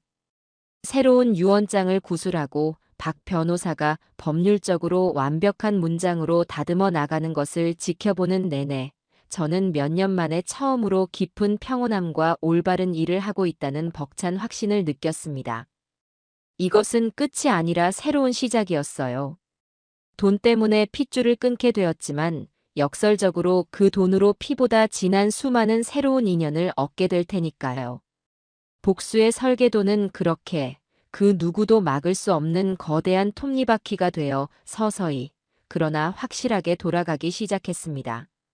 새로운 유언장이 법률사무소의 철제 금고 안에 안전하게 보관되고 모든 준비가 완벽하게 끝났다고 판단되자 저는 마지막 덫을 놓기 시작했습니다. 상속이라는 달콤한 꿈에 취한 아들과 며느리의 탐욕은 이제 브레이크 없는 폭주 기관차처럼 파국을 향해 맹렬히 돌진하고 있었어요. 특히 며느리 도희는 더 이상 슬픔에 잠긴 효부 코스프레를 하는 것조차 귀찮아하는 눈치였습니다. 그녀는 이미 이 집의 안주인이자 곧 100억대 자산을 주무를 젊은 회장님이라도 된 것처럼 거만하게 행동했죠. 그녀는 저에 대한 간병을 완전히 중단했습니다. 대신 어디서 구했는지 모를 요양보호사를 고용해 제 곁에 24시간 붙여놓았어요. 오 씨라고 불리는 그 아주머니는 심성은 착했지만 도희의 눈치를 보느라 늘 주눅이 들어 있었죠. 도희는 제게 이렇게 말했습니다. 어머님, 제가 이제 곧 어머님 재산을 물려받아 관리하려면 슬슬 경영 수업도 받아야 하고 세무 문제나 투자처도 알아보려면 너무 바빠질 것 같아요. 어머님께 소홀해질까봐 걱정돼서 실력 있는 전문가의 도움을 받는 게 좋겠다고 판단했어요. 다 어머님을 위한 거니까 이해해 주실 거죠? 그녀의 뻔뻔함은 이제 예술의 경지에 올라 있었습니다. 그녀의 하루는 사치와 과시, 그리고 미래에 대한 탐욕스러운 계획으로 가득 찼습니다. 오전에는 강남의 최고급 피트니스 클럽에서 연예인들이나 받는다는 10일 퍼스널 트레이닝을 받고 오후에는 백화점 명품관을 순회하며 아직 받지도 않은 제 재산을 담보로 외상을 긋거나 한도 없는 제 가족 카드를 긁어댔습니다. 어느 날 오후 저는 잠든 척 눈을 감고 있다가 거실에서 들려오는 도희의 통화 소리를 똑똑히 엿들었어요. 아마도 부동산 중개인과 통화하는 모양이었습니다. 네, 팀장님. 그 한남 더일 펜트하우스요. 다른 사람한테 절대 보여주지 마세요. 어차피 우리 거예요. 계약금은 걱정 마세요. 곧 아주 큰 돈이 들어올 예정이니까요. 그러니까 홀딩 확실하게 해달라고요. 아셨죠? 그녀의 목소리에는 갑질에 익숙한 졸부의 오만함이 가득했습니다. 그뿐만이 아니었어요. 저는 박 변호사를 통해 제 가족 카드의 사용 내역서를 몰래 받아보았습니다. 그 내역서는 그들의 탐욕과 어리석음을 증명하는 완벽한 증거 자료였죠. 하루에 수백만 원짜리 명품 가방, 수천만 원짜리 스위스제, 시계, 미슐랭 별을 받은 레스토랑에서의 저녁 식사, 주말마다 떠나는 특급 호텔 호캉스. 그들은 마치 내일이 없는 사람들처럼 돈을 뿌리고 다녔습니다.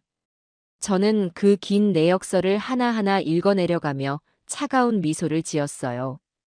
그래, 더 써라. 더 즐겨라. 너희가 지금 쓰는 모든 돈은 너희의 목을 조를 밧줄이 될 테니. 덫을 더욱 확실하게 만들기 위해 저는 간병인 오 씨 아주머니를 제 편으로 끌어들였습니다. 오 씨는 비록 돈을 받고 일하는 사람이었지만 기본적으로 심성이 따뜻하고 약자에 대한 연민이 있는 사람이었어요. 저는 어느 날 밤 오 씨를 조용히 불러 제 손을 잡게 하고는 눈물을 글썽이며 말했습니다. 오 씨, 내가 며느리한테 구박받는 게 너무 서러워서 그래. 오 씨라도 내 옆에서 내 말동무 좀 해줘요. 제 가련한 연기에 오 씨는 금방 동정심을 느끼며 제게 연민을 표했죠. 그 후로 오 씨는 도희가 없을 때마다 제게 집안에서 일어나는 모든 일을 보고하는 저의 눈과 귀가 되어 주었습니다. 며칠 뒤 도희는 마치 개선장군처럼 의기양양하게 최고급 주상복합 아파트인 한남 더일의 평면도와 카탈로그를 잔뜩 들고 제 침실로 들어왔습니다. 그녀는 가장 넓고 비싼 시가 100억 원이 넘는 펜트하우스의 평면도를 제 눈앞에 보란 듯이 펼쳐 보이며 신이 나서 떠들었어요. 어머님, 저희 이사 갈 집이에요. 어떠세요? 한강이 한눈에 다 보이고 꼭대기층이라 아무도 저희를 내려다볼 수 없대요. 보안도 완벽하고요. 어머님 돌아가시고 나면 상속세 문제나 자금 출처 조사 같은 게 복잡해질 수 있으니까 그 전에 어머님 명의로 미리 계약을 해두는 게 절세에 훨씬 유리하다고 하더라고요. 그녀는 제 죽음을 기정사실화하고 제 명의를 이용해 세금을 아낄 궁리까지 하고 있었습니다. 저는 기가 막혔지만 이 마지막 연극을 완벽하게 마무리하기 위해 희미하게 미소를 지어 보였어요. 이번에는 아들 인석이까지 대동했더군요. 아들 녀석 역시 완전히 그들의 허황된 꿈에 빠져 있었습니다. 엄마, 여기 이 방은 내 서재로 쓸 거야. 그리고 저쪽 방은 우리 아기 방으로 꾸미면 좋겠지, 여보. 인석이가 도희를 보며 실실 웃었습니다.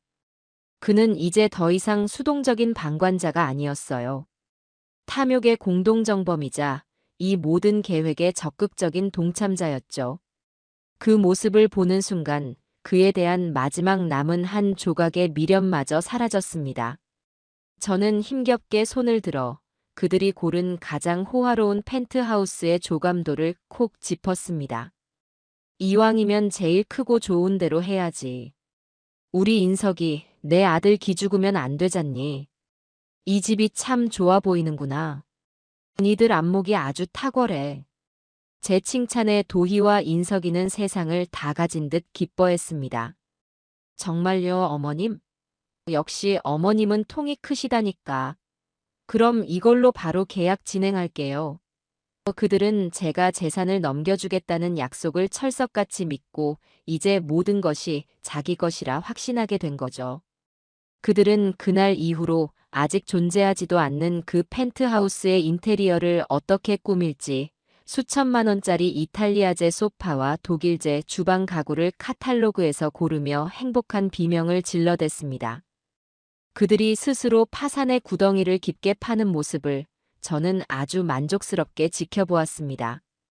저는 지금 저 어리석은 아이들에게 세상에서 가장 달콤한 독을 먹이고 있었어요. 그 독은 희망이라는 이름의 꿀이었고 저들은 그 꿀을 하차 먹느라 제 몸과 영혼이 서서히 썩어 문드러져 가는 줄도 모르고 있었죠. 모든 준비가 끝났다고 판단한 저는 마침내 디데이를 공지하기로 했습니다. 어느 저녁 저는 간병인 오 씨의 부축을 받아 금방이라도 숨이 넘어갈 것처럼 위태로운 모습으로 거실로 나와 아들과 며느리를 불렀습니다. 내게 마지막으로 하고 싶은 일이 하나 있구나. 제 말에 두 사람의 눈이 탐욕으로 반짝였습니다. 내가 이 세상을 떠나기 전에 내 손으로 모든 걸 깔끔하게 정리하고 싶다. 며칠 뒤 내가 지정하는 날에 우리 가족들이 다 모인 자리에서 박 변호사를 입회시킨 후에 내 재산에 대한 공식적인 발표를 하겠다. 그날 내가 가진 모든 것을 너희에게 어떻게 넘겨줄 것인지 내 마지막 뜻을 만천하에 이야기할 거야. 저는 날짜를 지정해 주었습니다. 시내에서 가장 화려하고 비싼 호텔의 프라이빗 레스토랑을 예약하라고 했죠. 이왕이면 가장 크고 전망 좋은 방으로. 내 마지막 가족 식사인데 초라하게 할 수는 없지 않겠니? 너희도 그날은 가장 멋지고 예쁜 옷을 입고 오너라. 내 아들, 며느리가 얼마나 훌륭하고 빛나는 사람들인지 온 세상 사람들이 다 알게 해줘야지. 제 말에 아들 내외는 거의 환호성을 질렀습니다. 이것이 바로 자신들의 오랜 기다림에 대한 보상, 공식적인 대관식이라고 생각했겠죠. 그들은 그날 이후 며칠 동안 상속 기념 파티를 준비하느라 정신이 없었습니다. 최고급 명품 브랜드의 턱시도와 드레스를 맞추고 수천만 원짜리 시계와 다이아몬드 목걸이를 사들였죠. 그들의 SNS에는 해시태그 상속, 해시태그 성공, 해시태그 새 출발 같은 해시태그와 함께 자신들의 사치스러운 쇼핑 목록이 버젓이 올라왔습니다. 덫은 완벽하게 설치되었습니다. 미끼는 탐욕스러운 사냥감의 입안 깊숙이 단단히 박혔죠. 이제 그들은 제 손짓 한 번에 가장 화려하고 높은 무대 위에서 가장 처참하고 깊은 나락으로 떨어질 준비를 마친 셈이었습니다. 약속한 디데이 전날 밤, 저는 그들이 쇼핑을 나간 틈을 타 조용히 수화기를 들었습니다. 박 변호사, 무대는 준비됐고 배우들은 의상까지 다 갖춰 입었어. 이제 내일 막을 올릴 일만 남았네. 수화기 너머로 박 변호사의 낮고 차분한 목소리가 들려왔습니다. 네, 회장님.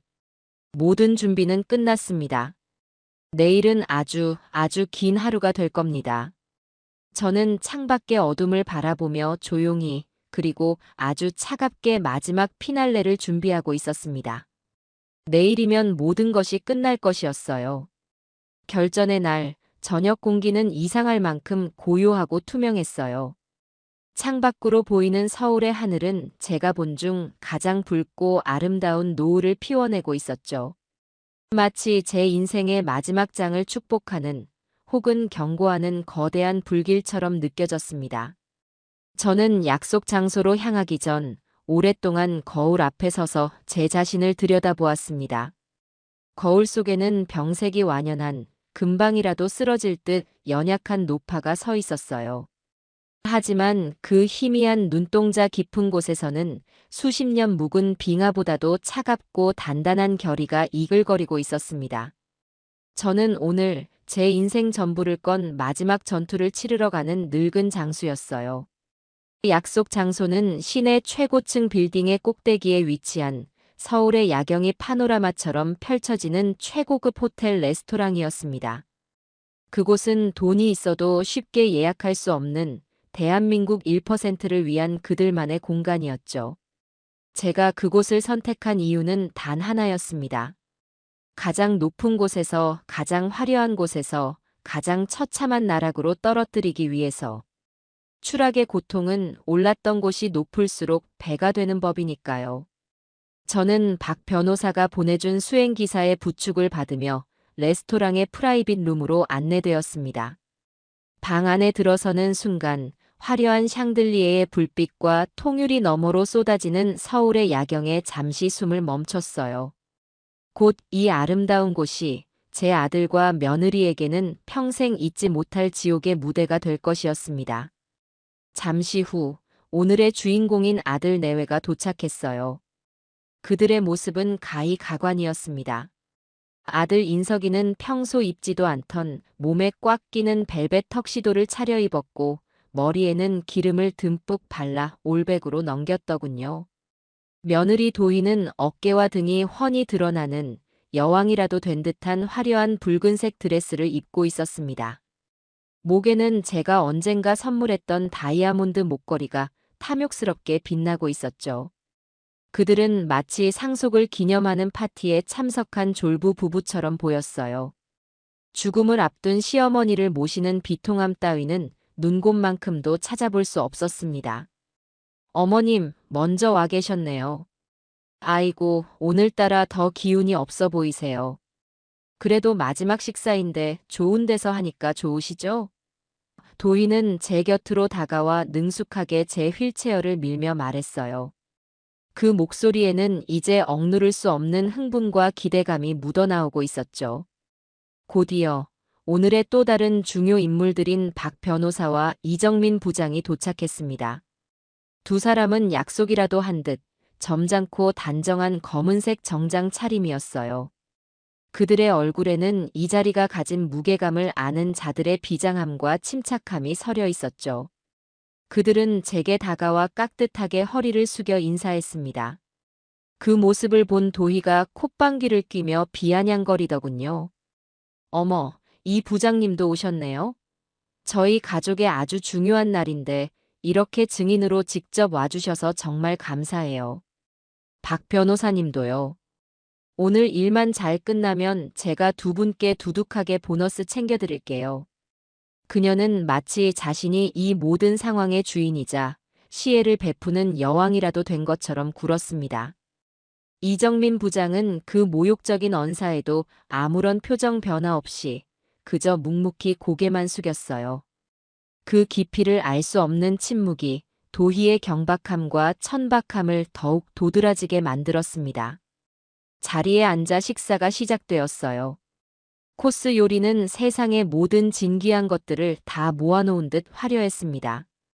캐비어와 푸아그라, 바닷가재와 최고급 한우 스테이크가 차례로 나왔죠. 저는 물론 거의 손도 대지 않았습니다. 그저 물만 간간히 마시며 제 앞에 앉은 두 짐승의 만찬을 조용히 지켜보았어요. 아들 인석이와 며느리 도희는 마치 며칠을 굶은 사람들처럼 개걸스럽게 음식을 먹어치웠습니다. 그들은 가장 비싼 와인을 주문해 연신 잔을 부딪혔고 자신들의 빛나는 미래에 대해 소리 높여 떠들어댔죠. 여보, 우리 한남 더일 들어가면 인테리어는 어떻게 할까? 전부 이탈리아 가구로 싹 다 바꾸자. 그리고 당신 서재는 아주 근사하게 꾸며줄게. 좋지. 당신 드레스룸은 백화점 명품관처럼 만들어줄게. 그리고 우리 이제 회사 같은 거 안 다녀도 되겠다. 그렇지? 엄마 재산만 잘 굴려도 평생 먹고 살 텐데. 그들의 대화를 듣고 있자니 헛웃음이 나왔어요.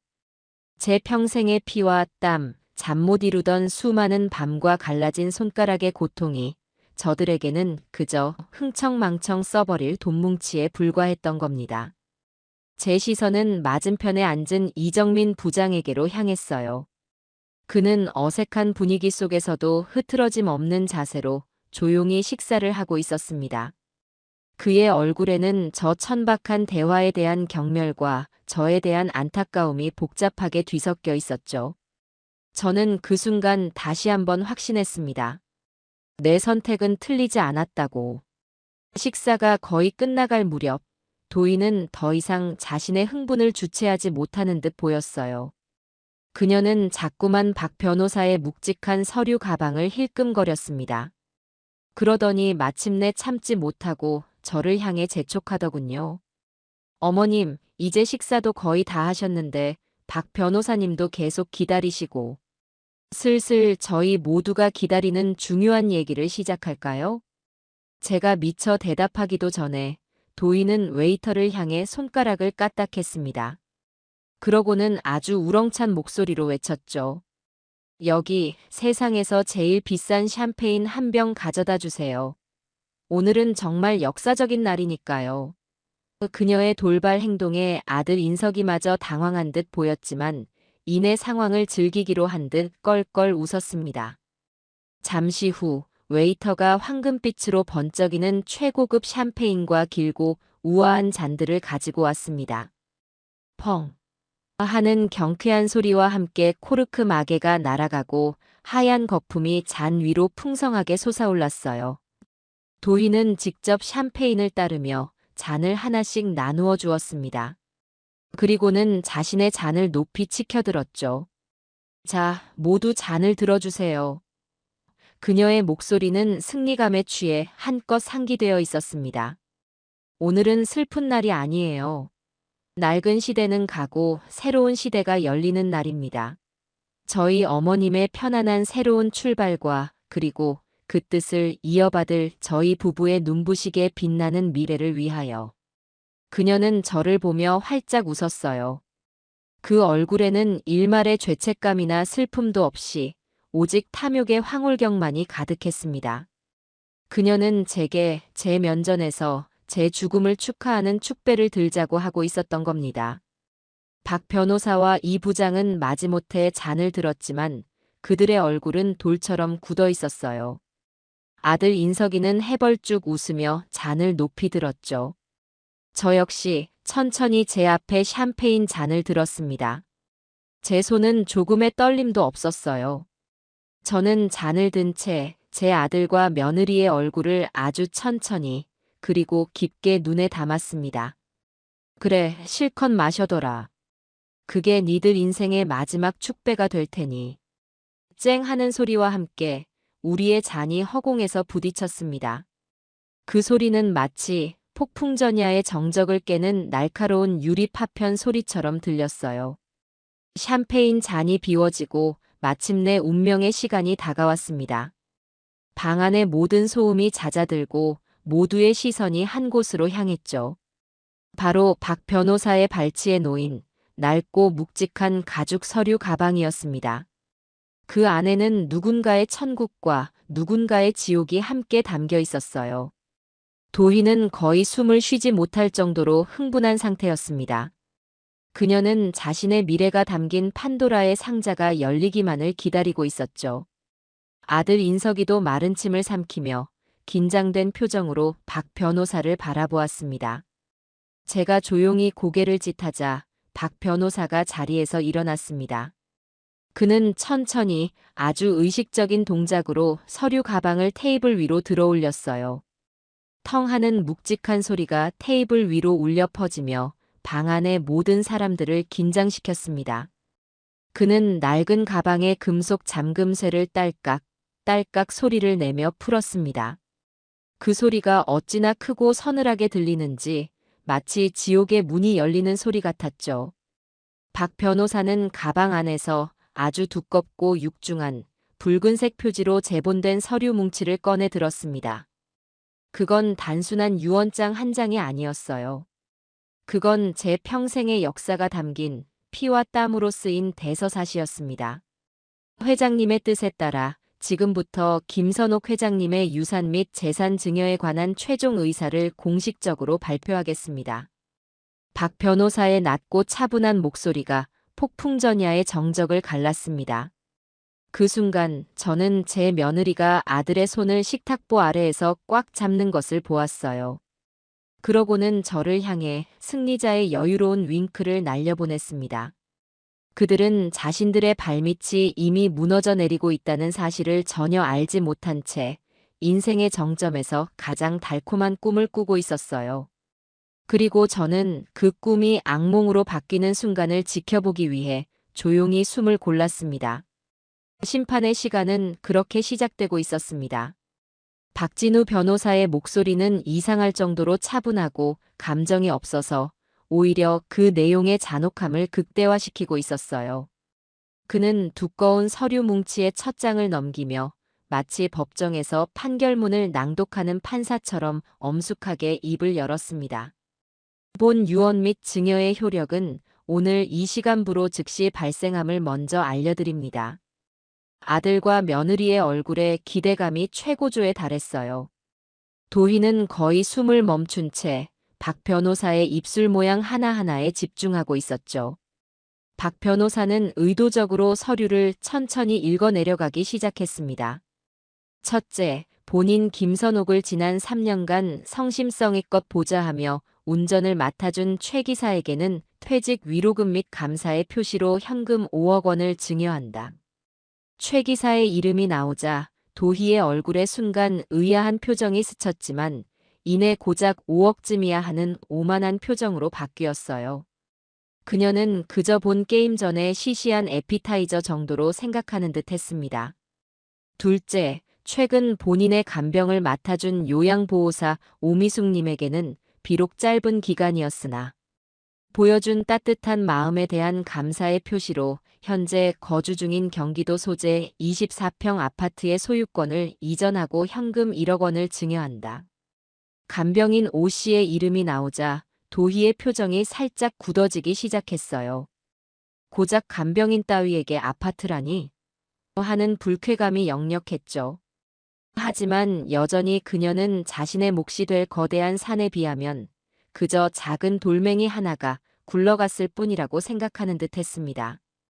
박 변호사는 잠시 숨을 고르고는 드디어 본론으로 들어갔습니다. 그의 목소리는 이전보다 조금 더 크고 명확해졌어요. 셋째, 본인 김선옥의 일생의 분신이자 자부심인 주식회사 선옥그룹의 보유 지분 51%와 서울특별시 강남구 역삼동 선옥빌딩 전체의 소유권은 도희는 자기도 모르게 상체를 앞으로 쭉 내밀었어요. 그녀의 눈은 탐욕의 불길로 이글거리고 있었죠. 아들 인석이의 얼굴도 잔뜩 상기되어 있었습니다. 자신들의 이름이 호명될 역사적인 순간을 기다리고 있었으니까요. 박 변호사는 이정민 부장을 한번 쳐다보고는 다시 서류로 시선을 돌려 힘주어 말했습니다. 지난 20년간 회사를 위해 자신의 청춘을 바치고 변치 않는 충성심과 성실함으로 회사를 지켜왔으면 지극한 효심으로 주변에 귀감이 된 이정민 기획조정실 부장에게 그 모든 공로에 대한 나의 마지막 신임과 감사의 표시로 일체를 증여한다. 정적. 그야말로 숨막히는 정적이 흘렀습니다. 레스토랑 안의 모든 소리가 사라지고 오직 에어컨 돌아가는 소리만이 희미하게 들릴 뿐이었어요. 도희의 얼굴은 마치 시간이 멈춘 것처럼 입을 살짝 벌린 우스꽝스러운 표정 그대로 굳어버렸습니다. 아들 인석이는 자신이 뭘 들었는지 이해하지 못하겠다는 듯 멍하니 박 변호사와 이정민 부장을 번갈아 쳐다보았죠. 이정민 부장 역시 예상은 했었지만 막상 자신의 이름이 불리자 충격과 감동이 뒤섞인 복잡한 표정으로 굳어 있었습니다. 그 누구도 입을 떼지 못하는 그 순간 박 변호사는 그들에게 숨 쉴 틈조차 주지 않겠다는 듯 다음 장을 넘겼습니다. 이것이 진짜 결정타였죠. 넷째, 상기 자산 외 본인 김선옥 소유의 나머지 모든 부동산과 예금, 주식, 채권 및 기타 금융자산 총액 약 523억 원 상당은 이번에야말로 자신들의 몫이라고 저 미친 이정민에게 회사를 줬으니 나머지 돈은 전부 자신들의 것이라고 도희와 인석이는 필사적으로 생각했을 겁니다. 그들의 눈에 마지막 희망의 불꽃이 타올랐어요. 전액재단법인 김선옥 어린이 재단의 설립 기금으로 사회에 환원한다. 박 변호사의 목소리가 레스토랑 전체에 선고처럼 울려 퍼졌습니다. 해당 재단은 대한민국 내 불우한 환경의 고아 및 저소득층 아동들의 주거 안정과 교육 기회 제공을 목적으로 하며 초대 이사장으로는 이정민 씨를 추천한다. 그 순간 도희의 입에서 끄으 하는 기괴한 소리가 새어나왔습니다. 희망이 절망으로 바뀌는 바로 그 순간에 인간이 내는 짐승의 비명과도 같은 소리였어요. 아들 인석이의 얼굴은 이제 하얗다 못해 잿빛으로 변해 있었습니다. 박 변호사는 연극의 마무리를 위해 마지막으로 아들과 며느리에게 시선을 고정했습니다. 그의 눈에는 일말의 동정심도 없이 오직 차가운 경멸만이 담겨 있었죠. 마지막으로 본인의 유일한 혈육인 아들 주인석과 그의 아내인 며느리 고도희에게는 그는 잠시 말을 멈추고는 가장 모욕적인 내용을 가장 사무적인 말투로 낭독했습니다. 법이 정한 최소한의 상속분, 즉 유류분 8분의 1에 해당하는 자산을 상속한다.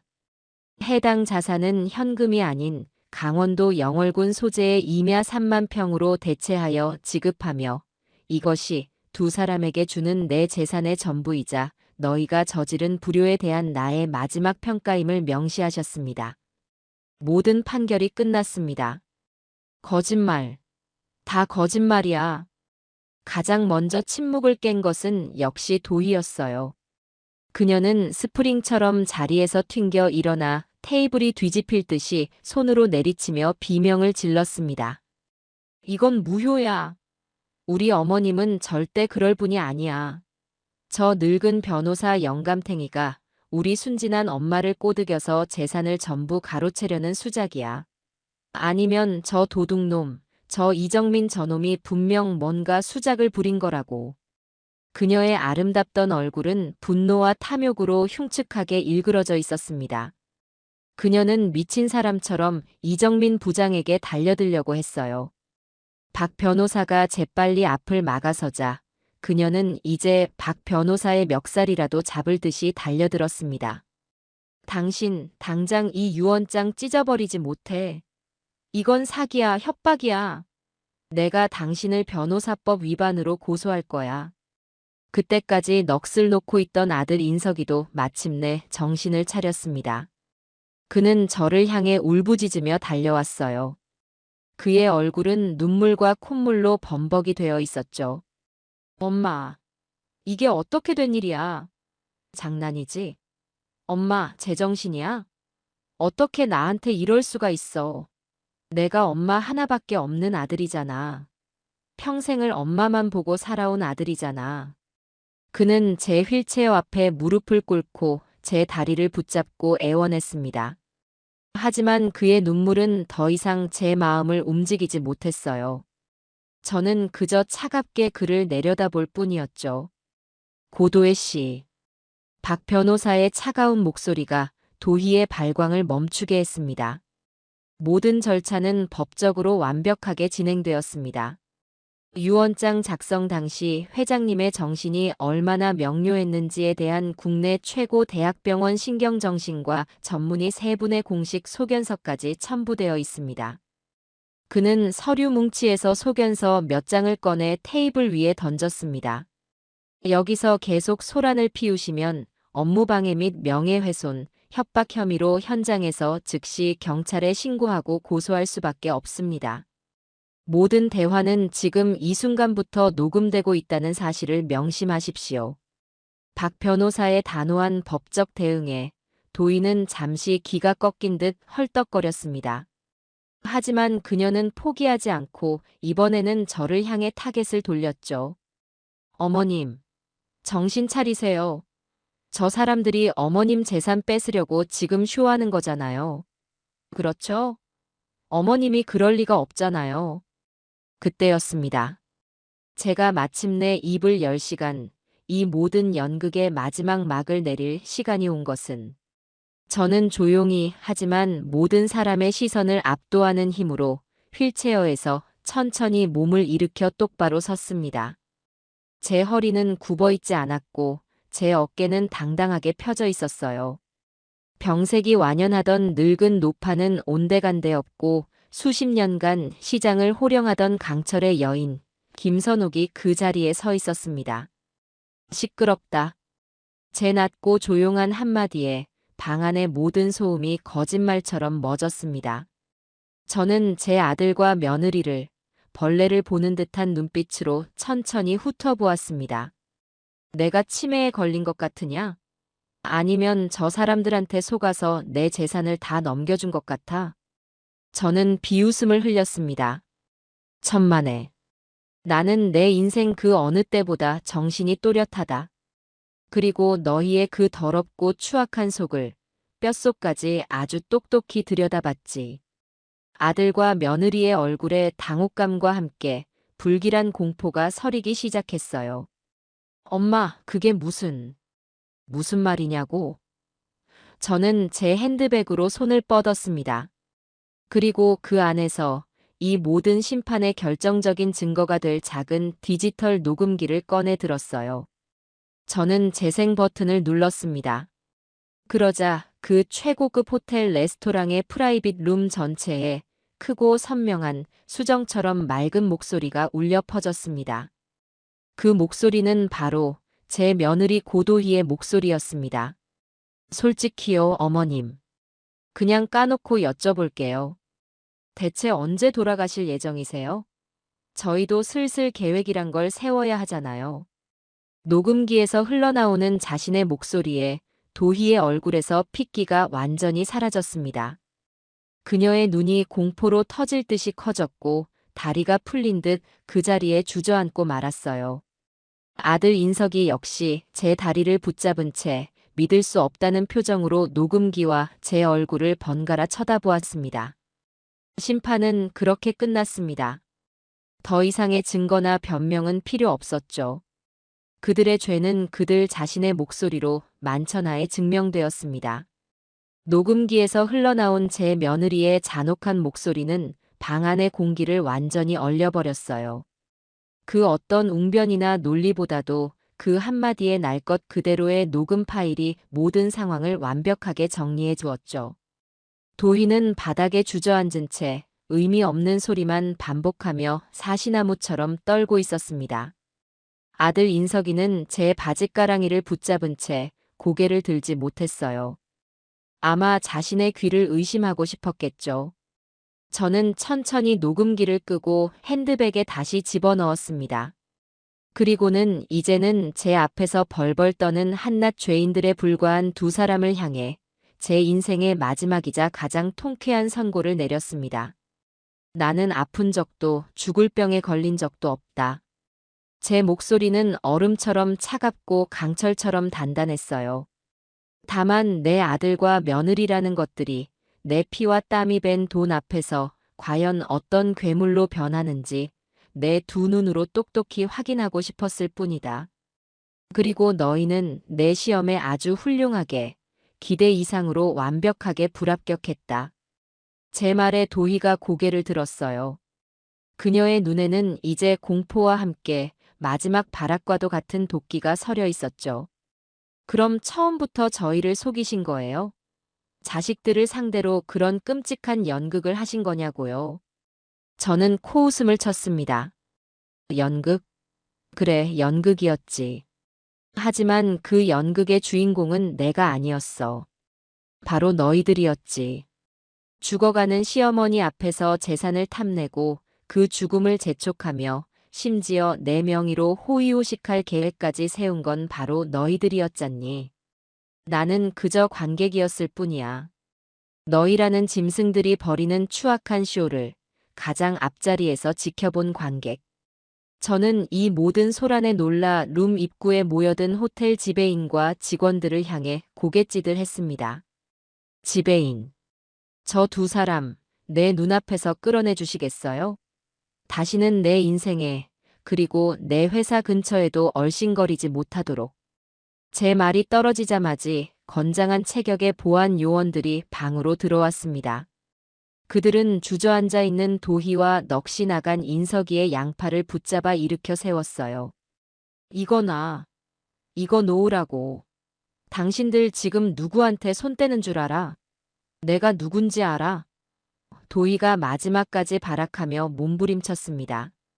그녀의 화려했던 드레스는 구겨지고 완벽했던 화장은 눈물과 분노로 얼룩져 흉측하게 번져 있었죠. 엄마, 잘못했어요. 엄마, 제가 다 잘못했어요. 제발 한 번만 용서해 주세요. 엄마. 인석이는 이제야 모든 상황을 파악한 듯 제게 매달리며 처절하게 울부짖었습니다. 하지만 그의 눈물은 너무 늦었고 너무 가식적이었어요. 보안 요원들은 그들의 발악에도 아랑곳하지 않고 짐짝을 끌어내듯 그들을 방 밖으로 끌고 나갔습니다. 그들의 비명과 울음소리가 복도를 따라 멀어지다가 이내 완전히 사라졌어요. 가장 화려했던 무대에서 가장 처참한 모습으로 퇴장당한 것이었죠. 방 안에는 다시 고요함이 찾아왔습니다. 저는 잠시 숨을 고르고 이 모든 상황을 묵묵히 지켜봐준 박 변호사와 이정민 부장을 향해 돌아섰습니다. 제 얼굴에는 그제야 희미한 미소가 떠올랐어요. 두 분 시끄러운 구경 시켜드려 미안하네요. 얼마나 놀라셨어요. 이정민 부장은 여전히 감격과 충격이 가시지 않은 얼굴로 제게 깊이 허리를 숙였습니다. 아닙니다, 회장님. 당치도 않으십니다. 저 같은 사람에게 이리 큰 은혜를. 저는 그의 어깨를 두드리며 말을 끊었어요. 은혜가 아니라 투자야. 내 인생 마지막, 그리고 가장 성공적인 투자가 될 걸세. 그러니 부담 갖지 말고 자네 소신껏 회사를 잘 이끌어주게. 그게 나를 위하는 길이야. 그러고는 박 변호사를 보며 말했죠. 박 변호사도 고생 많았어. 아주 훌륭한 연출이었네. 박 변호사가 안경을 고쳤으며 웃었습니다. 제가 한 일은 없습니다, 회장님. 모든 것은 회장님의 시나리오대로였을 뿐입니다. 저는 텅 비어버린 테이블을 둘러보며 말했어요. 자, 이제 불청객들도 다 사라졌으니 우리 식사마저 하시지요. 이상하게, 이제야 제대로 밥맛이 도는 것 같습니다. 제 말에 세 사람은 마주보며 조용히 웃었습니다. 그것은 새로운 가족의 진정한 동지의 첫 번째 웃음이었습니다. 그날 이후 아들과 며느리의 삶은 예상대로 나락으로 떨어졌습니다. 그 상속 기념 파티가 사실은 공개 처형식이었다는 소문은 강남 사교계의 삽시간에 퍼져나갔어요. 그들은 하루아침에 부와 명예의 상징에서 비웃음과 조롱의 대상으로 전락했습니다. 엎친 데 덮친 격으로 그들이 흥청망청 긁어댔던 수억 원의 카드 빚과 한남 더일 펜트하우스의 엄청난 계약 파기 위약금이 청구서가 되어 날아들기 시작했죠. 그들에게는 그것을 감당할 능력이 전혀 없었습니다. 은행의 빚독촉 전화가 빗발쳤고 집으로는 험악한 인상의 채권 추심원들이 드나들기 시작했어요. 그들은 몇 번이고 제 집과 회사를 찾아와 무릎을 꿇고 용서를 빌었습니다. 비 오는 날 몇 시간이고 회사 정문 앞에서 저를 기다리기도 했죠. 도희는 배가 고프다며 울부짖었고 인석이는 어머니, 제가 죽일 놈입니다라며 머리를 땅에 찍기까지 했습니다. 하지만 저는 CCTV를 통해 그들의 추한 모습을 지켜볼 뿐 단 한 번도 만나주지 않았어요. 이미 강을 건넌 인연에 미련을 두는 것은 어리석은 짓이니까요. 몇 달의 시간이 흘렀습니다. 저는 오늘 재단법인 김선옥 어린이 재단의 현판식 및 제1회 장학금 수여식에 참석했습니다. 따스한 봄 햇살이 쏟아지는 재단 건물의 강당은 희망과 웃음소리로 가득 차 있었죠. 제 옆에는 이제 선옥그룹의 존경받는 CEO가 된 이정민 부장과 몰라보게 건강을 되찾으신 그의 노모가 환하게 웃으며 앉아 있었습니다. 박 변호사 역시 마치 자기 일처럼 뿌듯한 표정으로 행사를 지켜보고 있었어요. 단상에 올라 저는 마이크 앞에 섰습니다. 제 앞에는 오늘 처음으로 장학금을 받게 된 수십 명의 아이들이 초롱초롱한 눈으로 저를 바라보고 있었어요. 저는 오늘 핏줄로 이어진 아들은 잃었지만 여기 계신 여러분들을 통해 마음으로 이어진 수백, 수천의 아들, 딸을 얻었습니다. 제 목소리는 떨리지 않았어요. 오히려 기쁨과 확신에 차 있었죠. 제 돈은 마침내 제 주인을 찾아 가장 가치 있고 아름다운 곳에 쓰이게 되었습니다. 사람들은 제 이야기를 통쾌한 복수극이라 말할지도 모릅니다. 하지만 저는 이것이 제 인생 최고의 가장 성공적인 투자였다고 생각합니다. 저는 활짝 웃으며 저를 바라보는 아이들에게 손을 흔들어 주었습니다. 아이들의 맑은 웃음소리와 뜨거운 박수 소리가 강당을 가득 메웠어요. 그 순간 저는 비로소 제 인생에서 진짜 행복이 무엇인지, 진정한 상속이란 무엇인지를 깨달았어요. 그것은 돈이나 건물이 아니라 마음과 가치를 이어주는 것임을. 제 길고 길었던 연극은 그렇게 가장 완벽하고 통쾌한 해피엔딩으로 막을 내렸습니다.